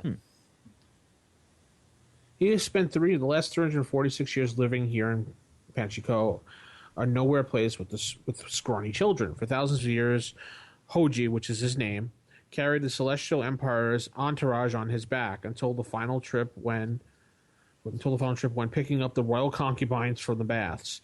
He greased his shell so that the girls slipped off into the mud, then jumped in with them. Yay! The Emperor might have been soft on him if the girls hadn't had so much fun. Hoji was sent to the earthly planes for 360 years of punishment. He has 14 years to go and has slipped into his old habit of eating tasty, if nearly meatless, young humans. So that's his little background story. And creepy nonetheless. But the thing is that when you're fighting him and you're thinking you have to kill him, you're not supposed to really kill him. No, you're not. You're kind of... I guess you're trying to trick him, lure him away, and trying to make him mend his ways. It's kind of... I was really kind of confused. I'm like, are they supposed to kill this guy? Are they not? I mean, because if you kill him, you're going to get cursed by the Celestial Emperor. Yeah, and the most important is his death curse. Pretty much, if you killed him, his spirit casts a curse upon those who fought him in battle. Last, up to 4 opponents may be cursed. Each person must save versus death magic exactly 4 rounds after he is slain. Failure indicates that the person has a permanent -4 penalty to all 2-hit and saving throws until such time as a removed curse from a Shugenjen, I don't know how to pronounce it, of 10th level or greater is cast upon the affected person. Additionally, everyone within a 30-foot radius of the cursed person receives a -2 to hit rolls and saving throw rolls for as long as they remain within the radius. So, So what are you supposed to do? Trick it away. I guess so. That's what try to have him mend his evil ways, I guess. Capture him and giving him a good talking to, like negotiate like body parts. Because it says, for example, in exchange for his arm, the Kappa may promise he will never eat human flesh, and he will help the samurai in the future. It's just like, what? So you're just supposed to talk to him. Right. It was just like, bad Kappa. Here, you're being bad. Let's talk. Yeah. Time out. I kind of like his tactics. They brought out his tactics. He kind of dazzles you and then tricks you and then fights you and then claws away. And I like the finger wrestling thing. He tries to do finger wrestling. It's an innocent child doing a finger wrestling. And you roll bend bars, lift gates versus each other. And whoever wins pulls the other person forward. Or in his case, tries to pull the piece under the water so he can attack them. So I thought that was kind of cool to do that. The little wrestling thing for fun there for people. Sounds like tug of war. Kind of in a way. And then they have pretty much the resolve of the adventure, what happens afterwards. You get points for honor points for basic things. Finding this, finding that, returning this and that. So, and then there's the whoa.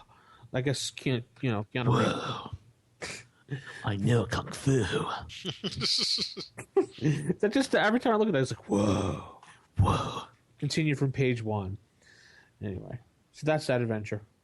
If I die in the game, do I die in real life? Crispy. Only if you're Tom Hanks, Neo. Did you see that commercial they were doing with GE that has Agent Smith in it? No. Oh, you have to see that commercial. Anyone out there who's a Matrix fan, they have GE, General Electric, has a commercial with Agent Smith running around showing how technology evolves. And in every scene, he's in it as one of the people. He morphs into somebody. And at the very end, he's looking at the little kid in the hospital. He's like, the red lollipop or the blue lollipop? Which one? Oh, dear Lord. So that's it, right? No. There's actually more because, you see, Dungeon was actually jam-packed with lots of these little mini adventures. And there's so many adventures. Yes, I know. It's adventure-filled. It's a cornucopia of adventures. Would you say there is a plethora, senor? There is plethoras. Oh. Well, that's it for us. Matt, we'll hand it over to you. Yeah. Yes, and the next adventure we'll be talking about was by Andrew McCrae. The Trouble with Mylin Wimbley. I read that as Melvin Wimbley. Yeah, actually, yeah, you could go Melvin as well. It could be Mylwin, though, depending on how you... Right. Yes, I think... Well, he just seems to be a very confused halfling anyway, so the fact that he probably doesn't actually know how his name is pronounced wouldn't surprise me. Because this adventure starts off with the party just going through the woods, doing what adventurers do, making a camp for the night. They got a guard. Everything's going fine. Then, oh no, what's this coming out of the shadows? Crap, he just stole the mage's spell book. And running off. And then at that point, the party goes to chase said little halfling. And then there's this whole long and melancholy backstory of poor Melvin. Yeah. Oh God, this backstory. How he hasn't just killed himself, I don't know. How bad is it? It's pretty bad. He was basically just a little thief going about his way. Then he got hooked up with this magic user who, Lazamba. Is chaotic. Yes, who's chaotic evil. But Melvin's neutral, so he's like, whatevs, I ain't going front. Right, but we'll hang out. He's not that bad. Because Melvin, you see, is a poor judge of character. And then he discovered the Lamzabar was torturing and killing halflings, and he just couldn't take it anymore. So he ran off. At which point, that's why he's trying to fight Lamzabar to do away with this evil, and he thinks by stealing the player's spellbook it'll help him.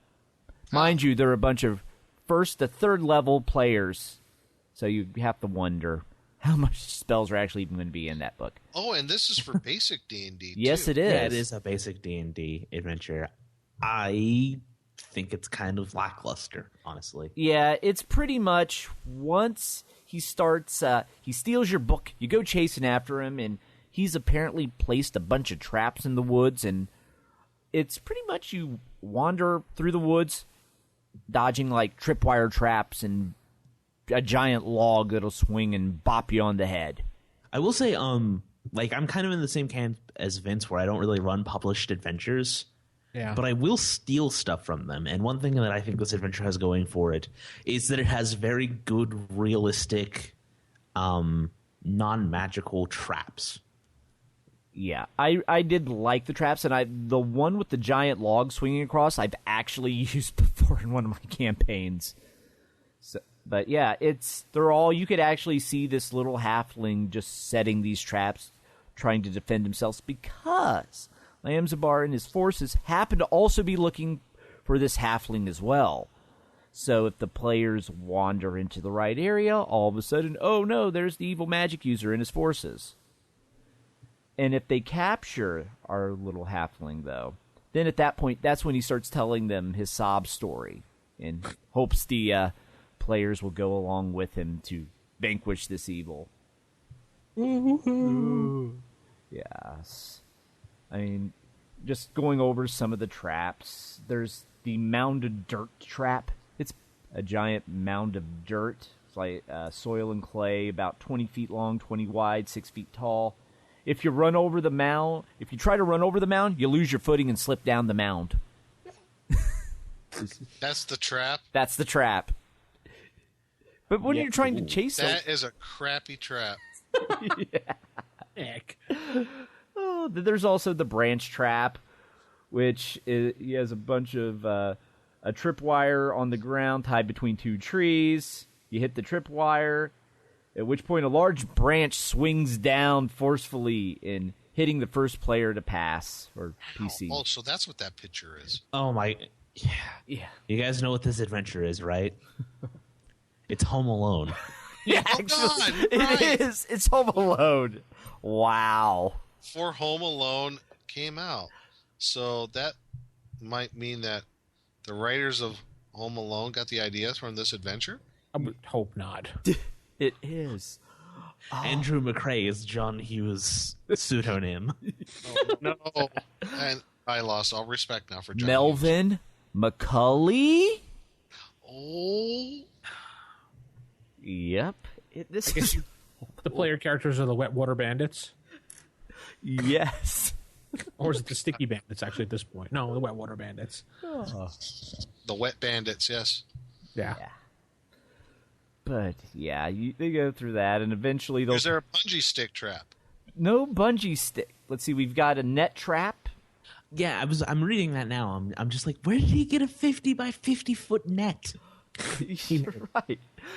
And how would a 50 by 50 foot net fit in a forest? How did he set that up by himself? He's talented. He's a thief. I guess you're pretty talented, Mr. Wimbley. It's like that movie. You're a sly one, Mr. Wimbley. God, I'm channeling Burl Ives at this point. Yeah. A snare trap, which is So overall, it's a pretty meh adventure. Yeah, it's pretty because it's pretty much just you're chasing. Most of the adventures, you're running through the forest chasing after a halfling, dodging Home Alone traps. Mm-hmm. Yeah, but you run into some drunk orc guards. Yeah, you have some drunk orc guards with 2 half-full bottles of wine because they're kind of bored looking for the halfling. Ah. Yeah. And then when they show up, you roll 2d6 for the reaction. If you roll 7 or above, they burst into laughing, finding the address of the players hilarious. Laughing? Yes. They bust into laughing because they're drunk. They're all gonna laugh at you. They're all gonna laugh at you.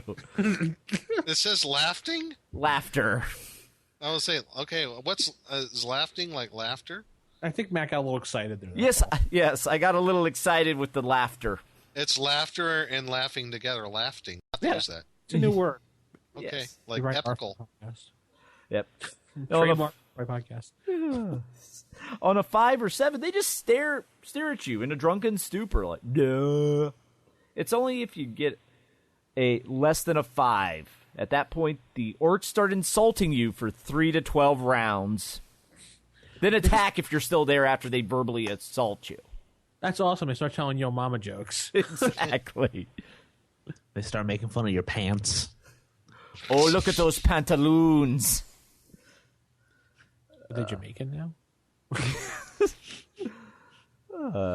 Yeah, they do have spears, but they always swing last at a -4 penalty because they are drunk.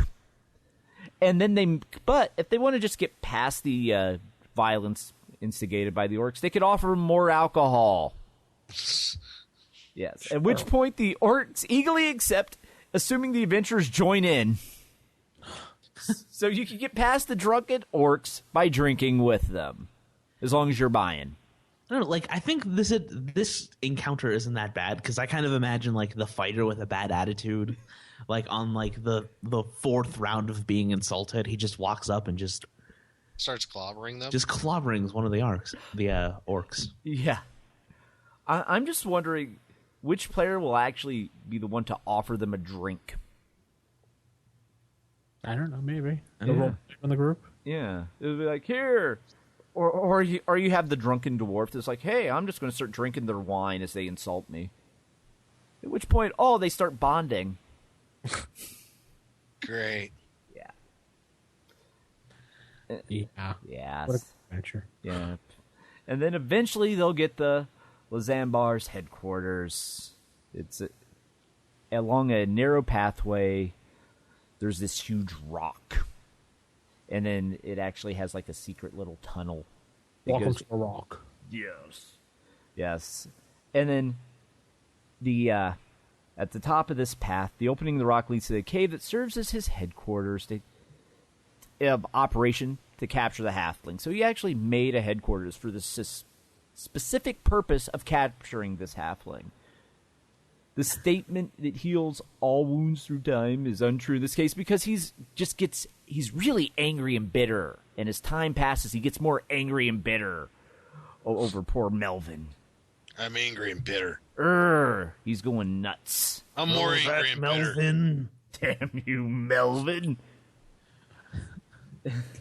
Yeah, if the party doesn't have Melvin with them, you have to roll a 1d10 and subtract the number of halflings in the party. If the result is greater than 1, he talks to the party briefly and will answer their questions. But if they have I'm angry and bitter. Yes, I'm looking for this halfling. However, if you have a halfling in your group and you don't have Melvin with you, he thinks the halfling's Melvin. Because he's kind of nuts. Yeah, I read that about the magician. He is crazy. Yeah. He likes playing dodging the arrows, apparently. Right, because he has these orcs that are going to start at the back of the cave behind him that'll fire volleys of arrows. Yeah. And as long as Lanzambar is alive, they will fight. But once he dies, they're like, we're done fighting. Yeah. We're done. And let's see. Each orc has 1 to 20 silver pieces, and each archer has 2 to 7 extra quarrels in his quiver. So they'll just pretty much the entire combat. They're just going to be raining arrows at you. So yeah. And then apparently, this wizard isn't too bright either, because Melvin's hideout was like in an adjacent cave, hidden by a rock that actually took him to the back of the headquarters, so Melvin could listen to all of his plans. Apparently, the Lanzabar never thought of employing a thief. Well, I guess he did employ one thief, and he saw how well that went. Yeah. But yeah, at that point, once Lanzabar's deceased, Melvin is happy, and all is well, and he can go about his life. But yeah. And no one cares, and we kill the halfling anyway. Yeah. Yeah. Yeah. Yes, this actually suggests you make Melvin a henchman or ally of the party. Oh yeah. Torchbearer. Yeah. You're first, buddy.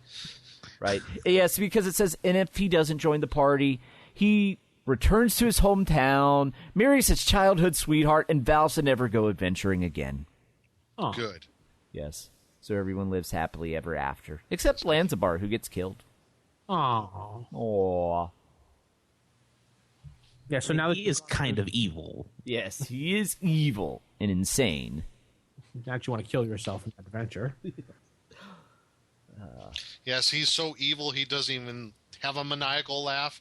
He just says, maniacal laugh, maniacal laugh. Nick, did you just really make a Muppets reference? Yes, I did. Nick, you just lost 2 copper pieces. Hey. Give me all your bronze pieces. Yeah, you lost 2 bronze pieces. Oh, no, not them. Don't take my bronze pieces, no. You know, Nick, when I was going through the back episodes of the shows, I actually calculated that you had gained 225 experience points since you started the show, and Really? you've gained exactly 347 Electrum pieces. Sweet. Since you started on the show. Awesome. Of all the times that I've given and taken away from you. I like Electrum. Yeah. How much? 240? I think I said that, yeah, 240. I don't remember where I wrote it down, but 240. Yeah, you actually track this. Yeah, because I was... And it was funny because as I was going through it, I heard the things and it said, oh, Nick, you just lost this. Nick, you gained this. I like so, Electrum. Next adventure. Yeah. I'm actually looking forward to hearing about this one. This sounds pretty cool. Yeah, this one was cool. The Eyes of Evil. The picture is pretty cool, too. Yeah. You get to fight a friggin' beholder. That's awesome. Yeah, well, yeah. I can see the 2 fighters there. They're like, oh, man. Stuff's going down. Yeah, down this there. Is by Tom Hickerson, who is a sophomore at Johnstown High School in Austin. Well, he was. I Pretty don't sure think he's not a sophomore anymore. No. Oh, he's from Austin. Okay, cool. Yeah. So, what's the background on this? Well, first off, the characters need to be 10th or higher, because as the illustration shows, you'll be going up against a beholder. So, this with is... a goatee. Yeah. It said it's 1 paladin should be included. And they also need lots of magical items. No. Yeah. Who would have thunk it? But with this adventure, your adventurers stop at this town called Vinald. It's a small town to the south of this long stretch of mountains. And then as you're going through this town and you're sampling their dinner brandy, a middle-aged elf comes up to you and then starts speaking to you. Your occupations have taken you far across the face of this world. Probably have you seen more treasure flow through your hands than would ever be seen by citizens. And then he basically is the equivalent of the old man in the hooded cloak in the tavern that says, hey, I need you to do something for me. Yeah, I need you to do it, and that's your only option. Right. Because, you see, there's this band of manticores that have just been tormenting this town and holding it hostage. Basically, they're running a protection racket. the Manticores come up. Hey, you don't give us the gold, some bad thing's going to happen to your town. Yeah, let's just say you don't give us some gold, building burns down, your daughter, falls down a flight of stairs, Because, there's other monsters around. And you're going to need us to protect you. It's a tragic accident. Very tragic. Yep. So they were dealing with the Manticore protection racket. Then at that point, a bunch of black-garbed men started invading the village and taking whatever they wanted. So now they're being harassed on two different fronts. And they need the adventurers to go and stop the Manticores because at this point they have no food other than what their clerics can create because these blackguard bandits are taking it all. So they got nothing, and they need your help. And apparently you're the only one. They've sent up other adventurers, and they never came back. So instead of sending people they know, they're going to send people they don't know. That way, if you don't come back, they don't care. So as you venture off up into the mountains, you get to to the cave where the Manticores are. I do like the some pretty nasty random encounters on the way. Yeah. When your random encounters consist of gargoyles, Manticores, Peritons, Hierocyssphinxes, as I horribly mispronounced that. Trolls. Oh, that hurt my ears. Yes. Hierocyssphinxes, and giant wasps. Yeah, it's just And some trolls. wasps. And Did you say trolls. trolls? Yes, definitely trolls. Giant wasps. My Anglo-Saxon Protestants are Definitely up there. trolls. They're Definitely huge. trolls. But yeah. So, and that's because you have a 16-mile trek to get to these caves. Yep. So those are the things you're going to be coming across on your way there. So in all likelihood, you're going to be kind of beat up. But at the same time, remember you're 10th level, so you're not that beat up. And then there's basically a series of caverns that are all they're limestone formations, and except for a few of them that were widened and made larger via the telekinesis of our beholder friend. The telekinesis power. Yes, and apparently since it's limestone, it's also very fragile. And there's a severe chance of cave-in. Oh, wonderful. Yeah. Basically, there's a 5% chance per die of damage for any, explosive spell. Like if you set off a fireball. It's like a 5d6 fireball has a 50% chance of causing a cave-in, while a 10d6 lightning bolt will cause a cave-in. So, in all likelihood, you're probably going to be a part of a cave-in. Unless you get lucky. Because it does give you a save to where you're not actually trapped, you just get hurt by the falling rocks. But it says if you suffer over 20 hit points of damage in a cave-in, you're buried under the rubble, at which point you have a limited amount of air before you suffocate.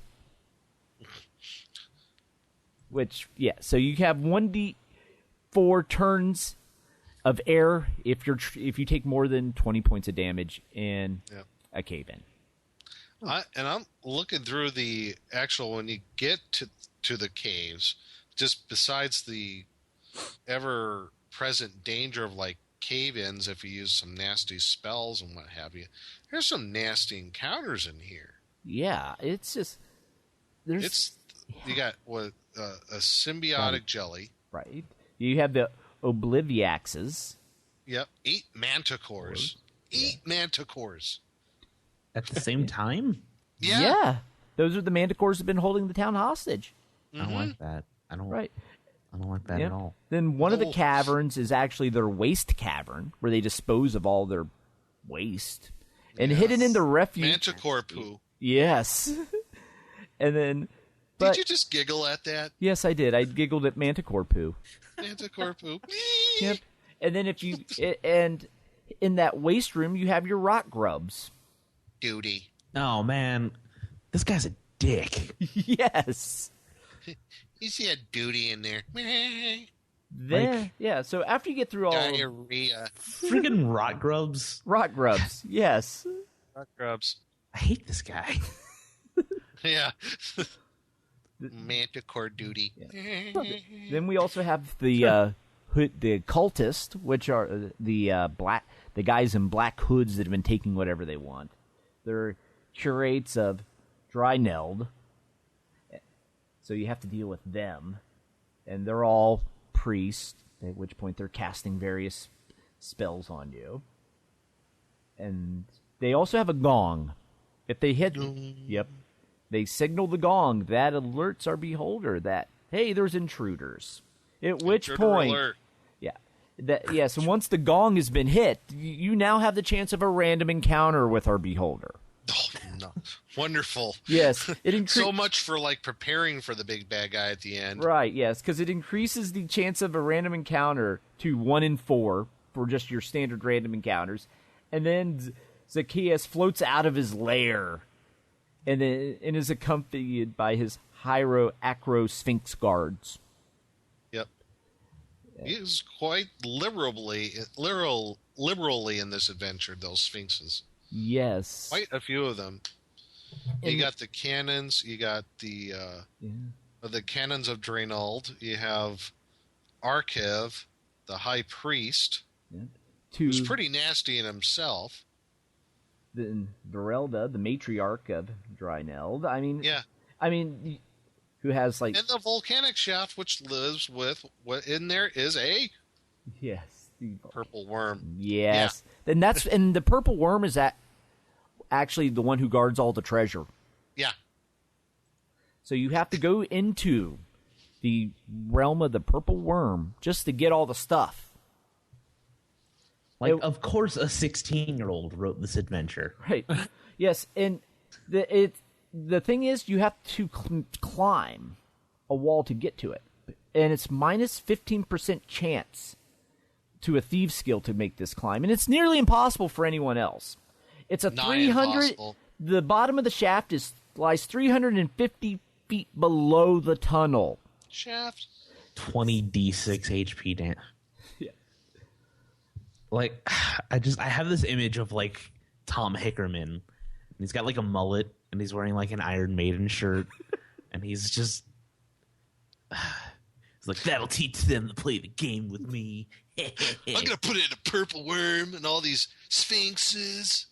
I'm going to have rot grubs in the sphinx poo. Like, why? So, like, rot grubs, you have to reach into the area where they are for them to be able to, like, attach them and then kill you in a round, because that's what rot grubs do. But it's... What reason do the PCs have for reaching in to Manticore feces? Maybe they think there's some treasure in the poo. I've done that before. I have to admit, yeah, there are some parties they'll dig through feces and filth and Lord knows what else, because it's like, hey, you know what? Look at all this filth. There's got to be an Otyugh living in there. So let's go in there and see what's in there. Yeah, and once you get to... That's why I think I hear some people saying, you know what adventure parties are? They're hobos with weapons and magic spells. Yeah. And just wait till they get to this treasure. Lots and lots of treasure.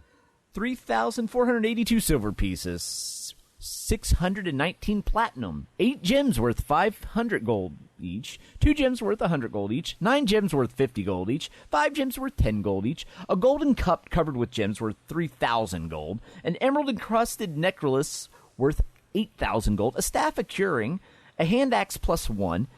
If they search through the worm's casings, they find a lock steel box containing 548 gold, a suit of scale mail +2, a longsword +1, +3 versus regenerating creatures. Mm-hmm. So yeah, they hit the lottery. Yeah, pretty much. Pretty good stuff. If they live. If they live. If they live. Because exactly. they still have Zacchaeus, our beholder, who first uses an anti-magic ray first, then he uses charm, telekinesis, and death ray and slow spells. Because if the gong was sounded, that's because he's basically hovering over this area waiting for you. And yeah. And he also has guards with him that will attack the flying PCs. And let's see. And if this battle starts going against him, he starts using fear and levitates upwards over the edge of the volcano crater because, oh yeah, his cave's in a volcano. Mm-hmm. So, like one thing I really like about this adventure is it is kind of like this quintessential like old school D&D adventure. Yeah. Where, like you fight like mythological creatures in a volcano, and you kill like some huge monster behemoth and get all the gold. Mm-hmm. And I don't know, like I like that. The only thing I didn't like was the new god that he introduced, Draeneld. I mean, I thought that was like, why introduce a new god when it's gotta follow D's and disease? What, you just couldn't pick up a deities and demigods and use something out of there? I mean, I think it's like because Draeneld looks like a beholder, so oh, okay, that's why the cult was following Zekka. Oh, I see. Yeah, they worshipped him because he charmed them into being his little minions. So, oh, I see. Yeah, because Draeneld does like to take the form of a beholder. I got it now. Understood. Word. Yep. And then, so once the party defeats Zekkus, then they return to the town, at which point there was a giant celebration, and the townspeople want to hear the story, and Ewoks start dancing, and pretty much. Jump. And then the mayor also reminds them, all that gold you need to return to us because we need it to live. Yeah, it's just sour. the gold. Like if I was playing this adventure, 14,000 bronze pieces you can have though. Like I would tell the mayor to try to take it from me. Yeah, we just killed a beholder, a whole bunch of sphinxes, manticores, and we had to And a dig through purple their worm. purple worm and dig through their poo. Take it. Bring it.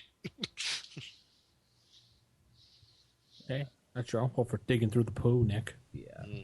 Diarrhea. Gotcha. So what else do we have left? So, and our last one is Herward's Task.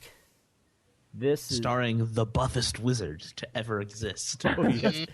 He's definitely on the gas. Okay, yeah, because this one was written at the time by a high school sophomore in Iowa City. Yes, it was. Yes, it was. Rich Stump. Yeah. And the basic premise of this story is there's a very powerful wizard who's doing some experiments with elementals and screwed up big time and summoned an elemental he couldn't control, who then proceeded to take over his sanctuary, and he now needs you players to clean up his mess. I love what Rich says here. He wrote the adventure as a way to get back at all those thoughtless adventurers who enjoy looting and totally destroying every dungeon they enter. Yes. Destroy the battle hobos. Because you see, Herward has a lot of servants. Some kobold, some humans. He doesn't want any of them killed. And he puts that as a specific requirement and even makes you sign a contract saying you will not kill them. Also, he said, don't take any of my stuff. If you take any, you can use anything you want in there. Don't take it. If you take it, there's going to be problems. And he actually even put in the adventure that he has a near photographic memory and remembers everything he has. And there's actually a percentile roll per day you roll to see if he remembers a specific item. At which point, once he does, he comes after the players and asks for it back. And he's Nice. a 15th level magic user. You're not messing with him. No. Oh, I know where everything is. You can't touch it, so don't touch it. Me. Yeah. Yeah, pretty much. Break. But yeah, this one when you get into his lair, it is huge. I mean, Yeah, when I it's say huge, it has levels. like 80 different rooms. Lots of good maps. Lots of good maps. Yeah, there's a lot of really good stuff in here. Holy Like cow, this is ginormous. I wouldn't run this, but I would definitely steal some of the rooms. It's right. written. This looks like it might have been on the cusp of becoming an actual module. It's that big. Yeah. Yeah. They're just so random. There's the fungus forest room. It's a large chamber that looks like a nightmare. Mold and fungus grow everywhere. Oh, I love that. This is his experimental garden where he grows fungus. Due to neglect, the garden has gotten out of hand and some dangerous strains have cropped up. The players that leave the pass have a 25% chance per round of encountering a plant monster, at which point it could be violet fungus, green slime, russet mold, yellow mold, brown mold, obliviac moss. Oh, man. You would think this guy with his OCD of not touching any of the stuff would be cleaning this crap up, but, doesn't. Yeah. Like, Yeah, then there's... Next to that was the fungus maintenance room where the tools and fertilizer are. Fungus maintenance Fungus room. maintenance. That's just, that takes it right there. Yeah. What do you gotta go do? I gotta perform some maintenance on the fungus next I door. gotta go trim my fungus. You gotta clean up the mushrooms and the molds. That thing. Yeah. And What you do last in night, that trim- room, there's a wand of defoliation. what? Yeah. Yeah, that's how he trims the fungus. Yeah. He defoliates it. Yeah, he defoliates it. And it's kept in a locked poison needle trapped iron box. Save versus poison at -2, or you take 66 hit points damage. Yeah, I mean, he doesn't want some, kobold going in there, messing with his fungus collection. Right. Like his bonsai funguses. He's like Mr. Miyagi here. Yeah. Right. I mean, he's got a marble garden with many exotic and beautiful flowers. Does he grow his own marble? Yeah. I guess so. He's got a huge marble bench in there that's worth 5,000 gold, but is But it weighs what? 750 pounds. Okay. It's 6 feet long, 2 feet high. Oy. And then there's a dead guardsman holding a shattered sword slumped against the bench. He has 14 gold in his pouch. Can you steal that stuff? Is that okay? I don't know. He may even count the dead bodies. He's got that photographic memory, He's like, That's true. right.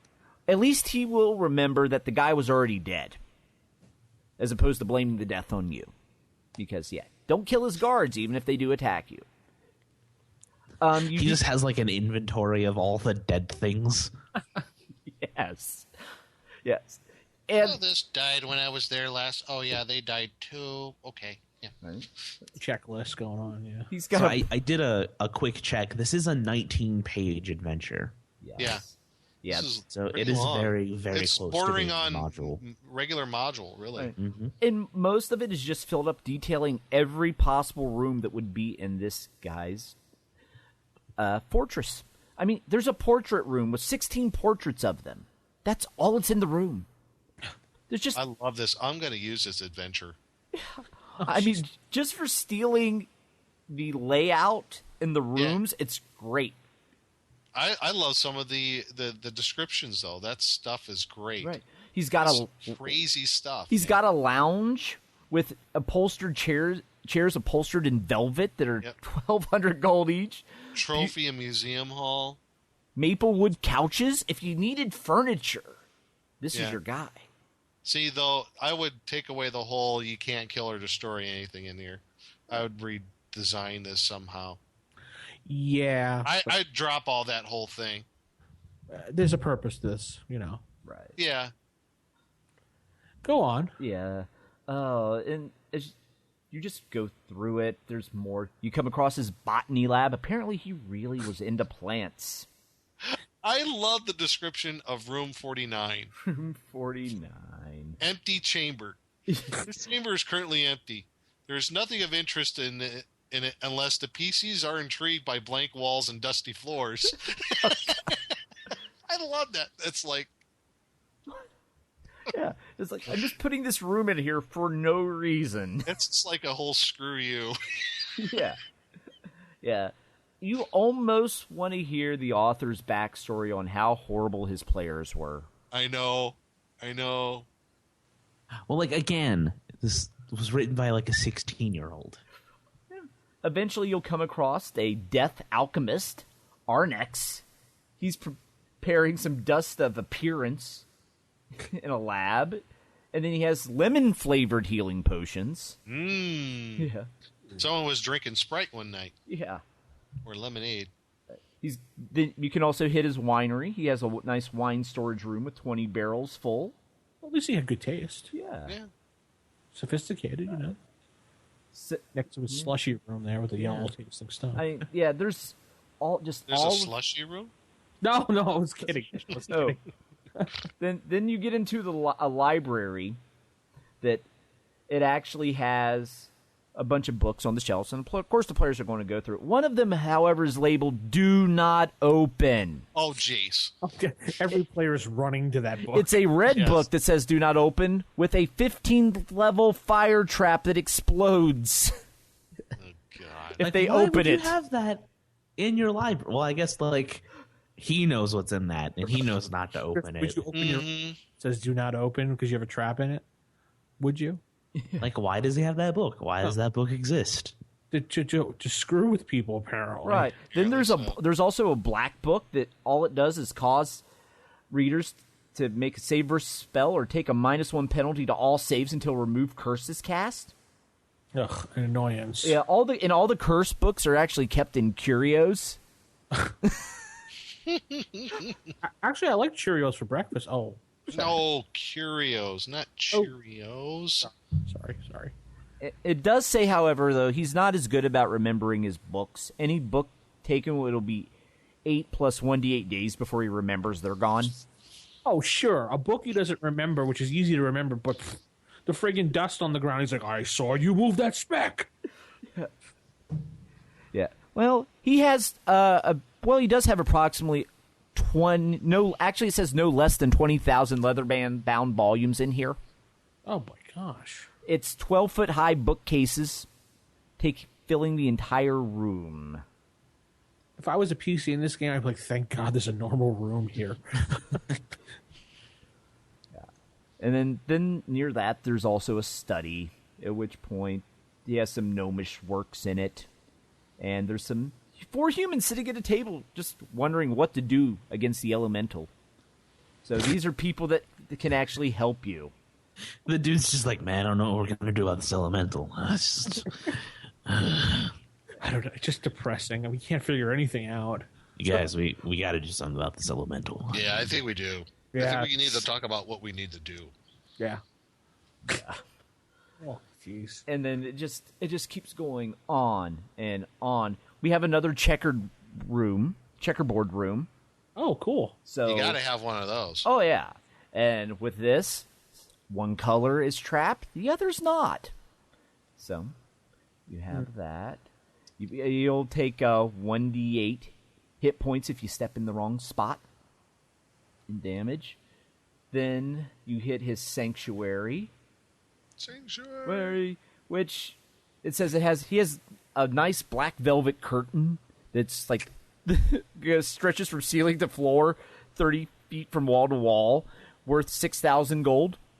Wow. It has an encumbrance value of 3,000 gold. Basically, this entire adventure is just spelling out how much stuff he has and how much it's worth to tempt the players to take it. Yeah. That's all it is. It's just, hey, look at all this nice stuff. It could be yours if you grab it. Could be yours. Could But be you're not yours. supposed to, because he'll remember. Right. Well, I think he'd see you, like, taking his 300-pound curtains. All of a sudden, you have his 750-pound bench.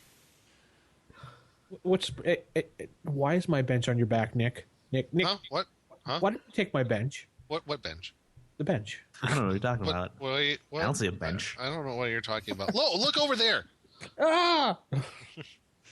Look, something shiny. Ooh. Yeah. But eventually the players will come across the air elemental. And it's a special air elemental because it's Herward's air elemental. It's got 16 hit dice. Oh my gosh. Yeah. Only one attack doing 5 to 30 points of damage. It's got whirlwind and wind blast. You have to have +2 weapons to hit it. All right. And, yeah. It's very angry. Very angry. Well, if you had 4 people talking about it in a room for that long, you'd be angry too. Right. And the thing is, with this, you can actually talk to the air elemental as well. If you can help him get home, he'll work with you. Huh. You don't have to fight him. Because there is if you can get the Rod of Cancellations hid in his Herward's complex, you can use that as well as, or cast Dismissal from Herward's spellbook upon the creature, and he goes home. He just wants to go home. Oh, that's all. It's like E.T. Yeah. A.E. phone home. So all the air elemental does, he just wants to go home. He's not a bad elemental. He just wants to go home. He's misunderstood. Exactly. So you could either do combat with him, or you could help him go home. And just Sure, I'll help you go home. I'll kill you. Right. His nickname is Febreze. Yeah. Febreze. But yeah, this adventure is very much, the whole purpose is just to tempt your players to take a bunch of stuff. I mean, Yeah. that's really it. I mean, I like the layout, though. There's some really neat rooms and some stuff I could definitely see myself stealing. But as for subjecting my players to it, I know they'd probably... I couldn't do it. No. Especially if they had bags of holding. Forget it. Right. They would just loot the place blind and be like, we don't know what happened. It was all gone when we got there. Oh my God. I told you about my players. If it's not bolted down, they'll take it. And even if it is bolted down, they'll figure out how to take the bolts out. I think and then your take it. players are exactly who this is for. Yeah. Yeah. And you know what? They would figure a way out. They're the type of... my party is the type of ones where we don't go to any dungeon unless we have a wagon or a cart to haul crap away with. We have that, and we have hirelings to protect the cart. So, and as far as like him not like saying, "Oh yeah, we'll sign a contract," whatever. Contract. Sure, contract, schmontract. So what's concluding this adventure? Do they have any wrap up for it at the end? Well, yeah, if you steal too much and you go back to ask him for a reward, he'll like ask you to take it and he'll deduct pay from you. And if you've stolen any magical or extremely valuable goods, he'll threaten to kill you or turn you into like a frog or something. So, like, after the adventure's over, he goes around with a clipboard and checks everything off? yeah, he runs through and inventories everything. It says that he might follow them. Could you He see might. his head behind a corner watching you going, I'm keeping an eye on you? What? And then if you raid his home and flee, he'll chase you down. Oh, really? And Yep. He will find you. And then if you happen to not take any of his stuff, you now have a new friend. yeah, you get like a feast. So it's not really worth it to not steal stuff. And then you kill him honestly. at the feast, so you take all his stuff anyway. What's his stats like? Oh. Do any major stats for him? Oh, he is a 15th level. Where is it? Oh, I don't remember seeing actual stats for him. That's what I was wondering if they actually put it, because I could just see my group. Oh, here it is, yeah. AC 1, move 12, magic is 15, 37 HP, damage by weapon type. 2, ring of protection plus 3. This is Right. He doesn't have this all is of his... where you. Yeah, he doesn't have all of his spells memorized because he wasted some of them trying to do combat with the air elemental. But he has friends, light, read magic, ESP, knock, web, fly, protection from normal missiles, polymorph self, wizard's eye, pass wall ×2, legend lore. Legend? Well, at that feast that you were talking about, it's where you have the thief in the party, poison his food and drink, Yeah. kill him, done with it. Yeah, that's not a bad idea. Or Why? Why did everybody get silent on that? Yeah. He also has bracers of defense, AC 4, ring of protection +3, and it also says you should provide him with 2 to 5 additional magic items. So, yeah. A DM could have a little fun with that. Yeah. Yeah. But yeah, this is pretty much a screw your players adventure. Necklace of fireballs, another necklace of fireballs, and a ring of anti-magic shell. Yeah. And you know what the This best is why I part? say you poison the guy. You know what the best part of this adventure is after the last page? You turn to the last page. Snarquest. Snarquest, Yay. the book. Yes. So that's dungeon number 5. I kind of like that dungeon. Oh, yeah. I like that very last adventure. That is very Cool. Yeah, the last adventure was actually pretty good. It would be a long one. Yeah, it's definitely not a quick little one shot. This is more of a you're going to be spending some time because you have like 90 different rooms to explore. Yeah, I think Vince was right. That was one that you could almost consider publishing that one. It's almost long enough. Yeah. I think it might have been on the cusp, and then maybe at the last minute they pulled it out because it wasn't enough pages or it didn't look right, or who knows back then. Yeah. Yeah. But yeah, lots of ideas to steal from all the adventures, though. You can. Oh, yeah. One of the many resources to steal adventure ideas from our encounters. That's the whole point of what Dungeon Magazine was. And no longer is. It's gone, but... Yeah. Especially considering your players are... Unlike if you stole from modules, your players probably haven't read Dungeon. Yeah, that's true. Mm-hmm. People like Nick who didn't even bother with it because they looked at it and went...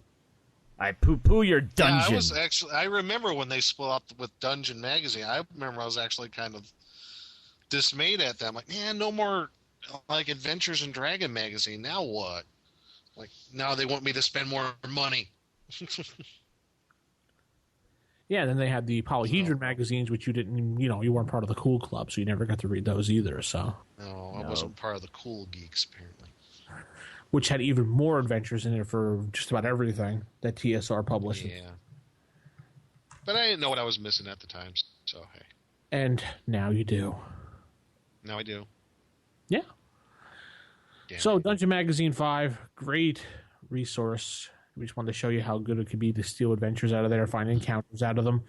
Things that people probably haven't read over the years, so meh. So meh? I thought it was pretty cool. No, it was really good. Yeah. Yeah. It gets to highlight the youth of America, apparently, in this edition, because a lot of high schoolers are writing. Yeah. Yeah. People really young, so it's cool. Anyway, I guess that's going to, conclude the show for this week. Yep, I think you're right. Yep. So Volume 3, Issue 113, going to be come to a close, and we say keep it original, keep it old school, and we wish Crispy the best luck on his show. Yeah, thanks. Yes. And you can find Crispy at criticalwits.info or criticalwit.info. Critical Wits. Wits with an S. Yes. .info, and you have an email address for Critical Wits? Yeah, it's criticalwits@gmail.com.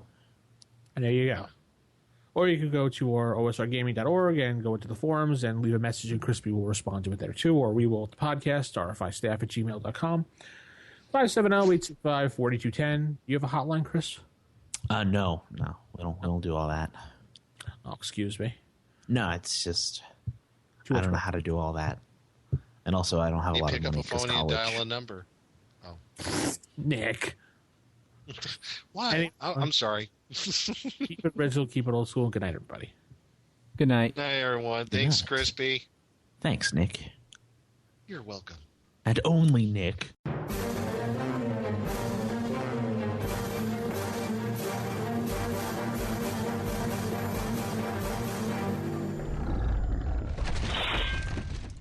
Roll for initiative.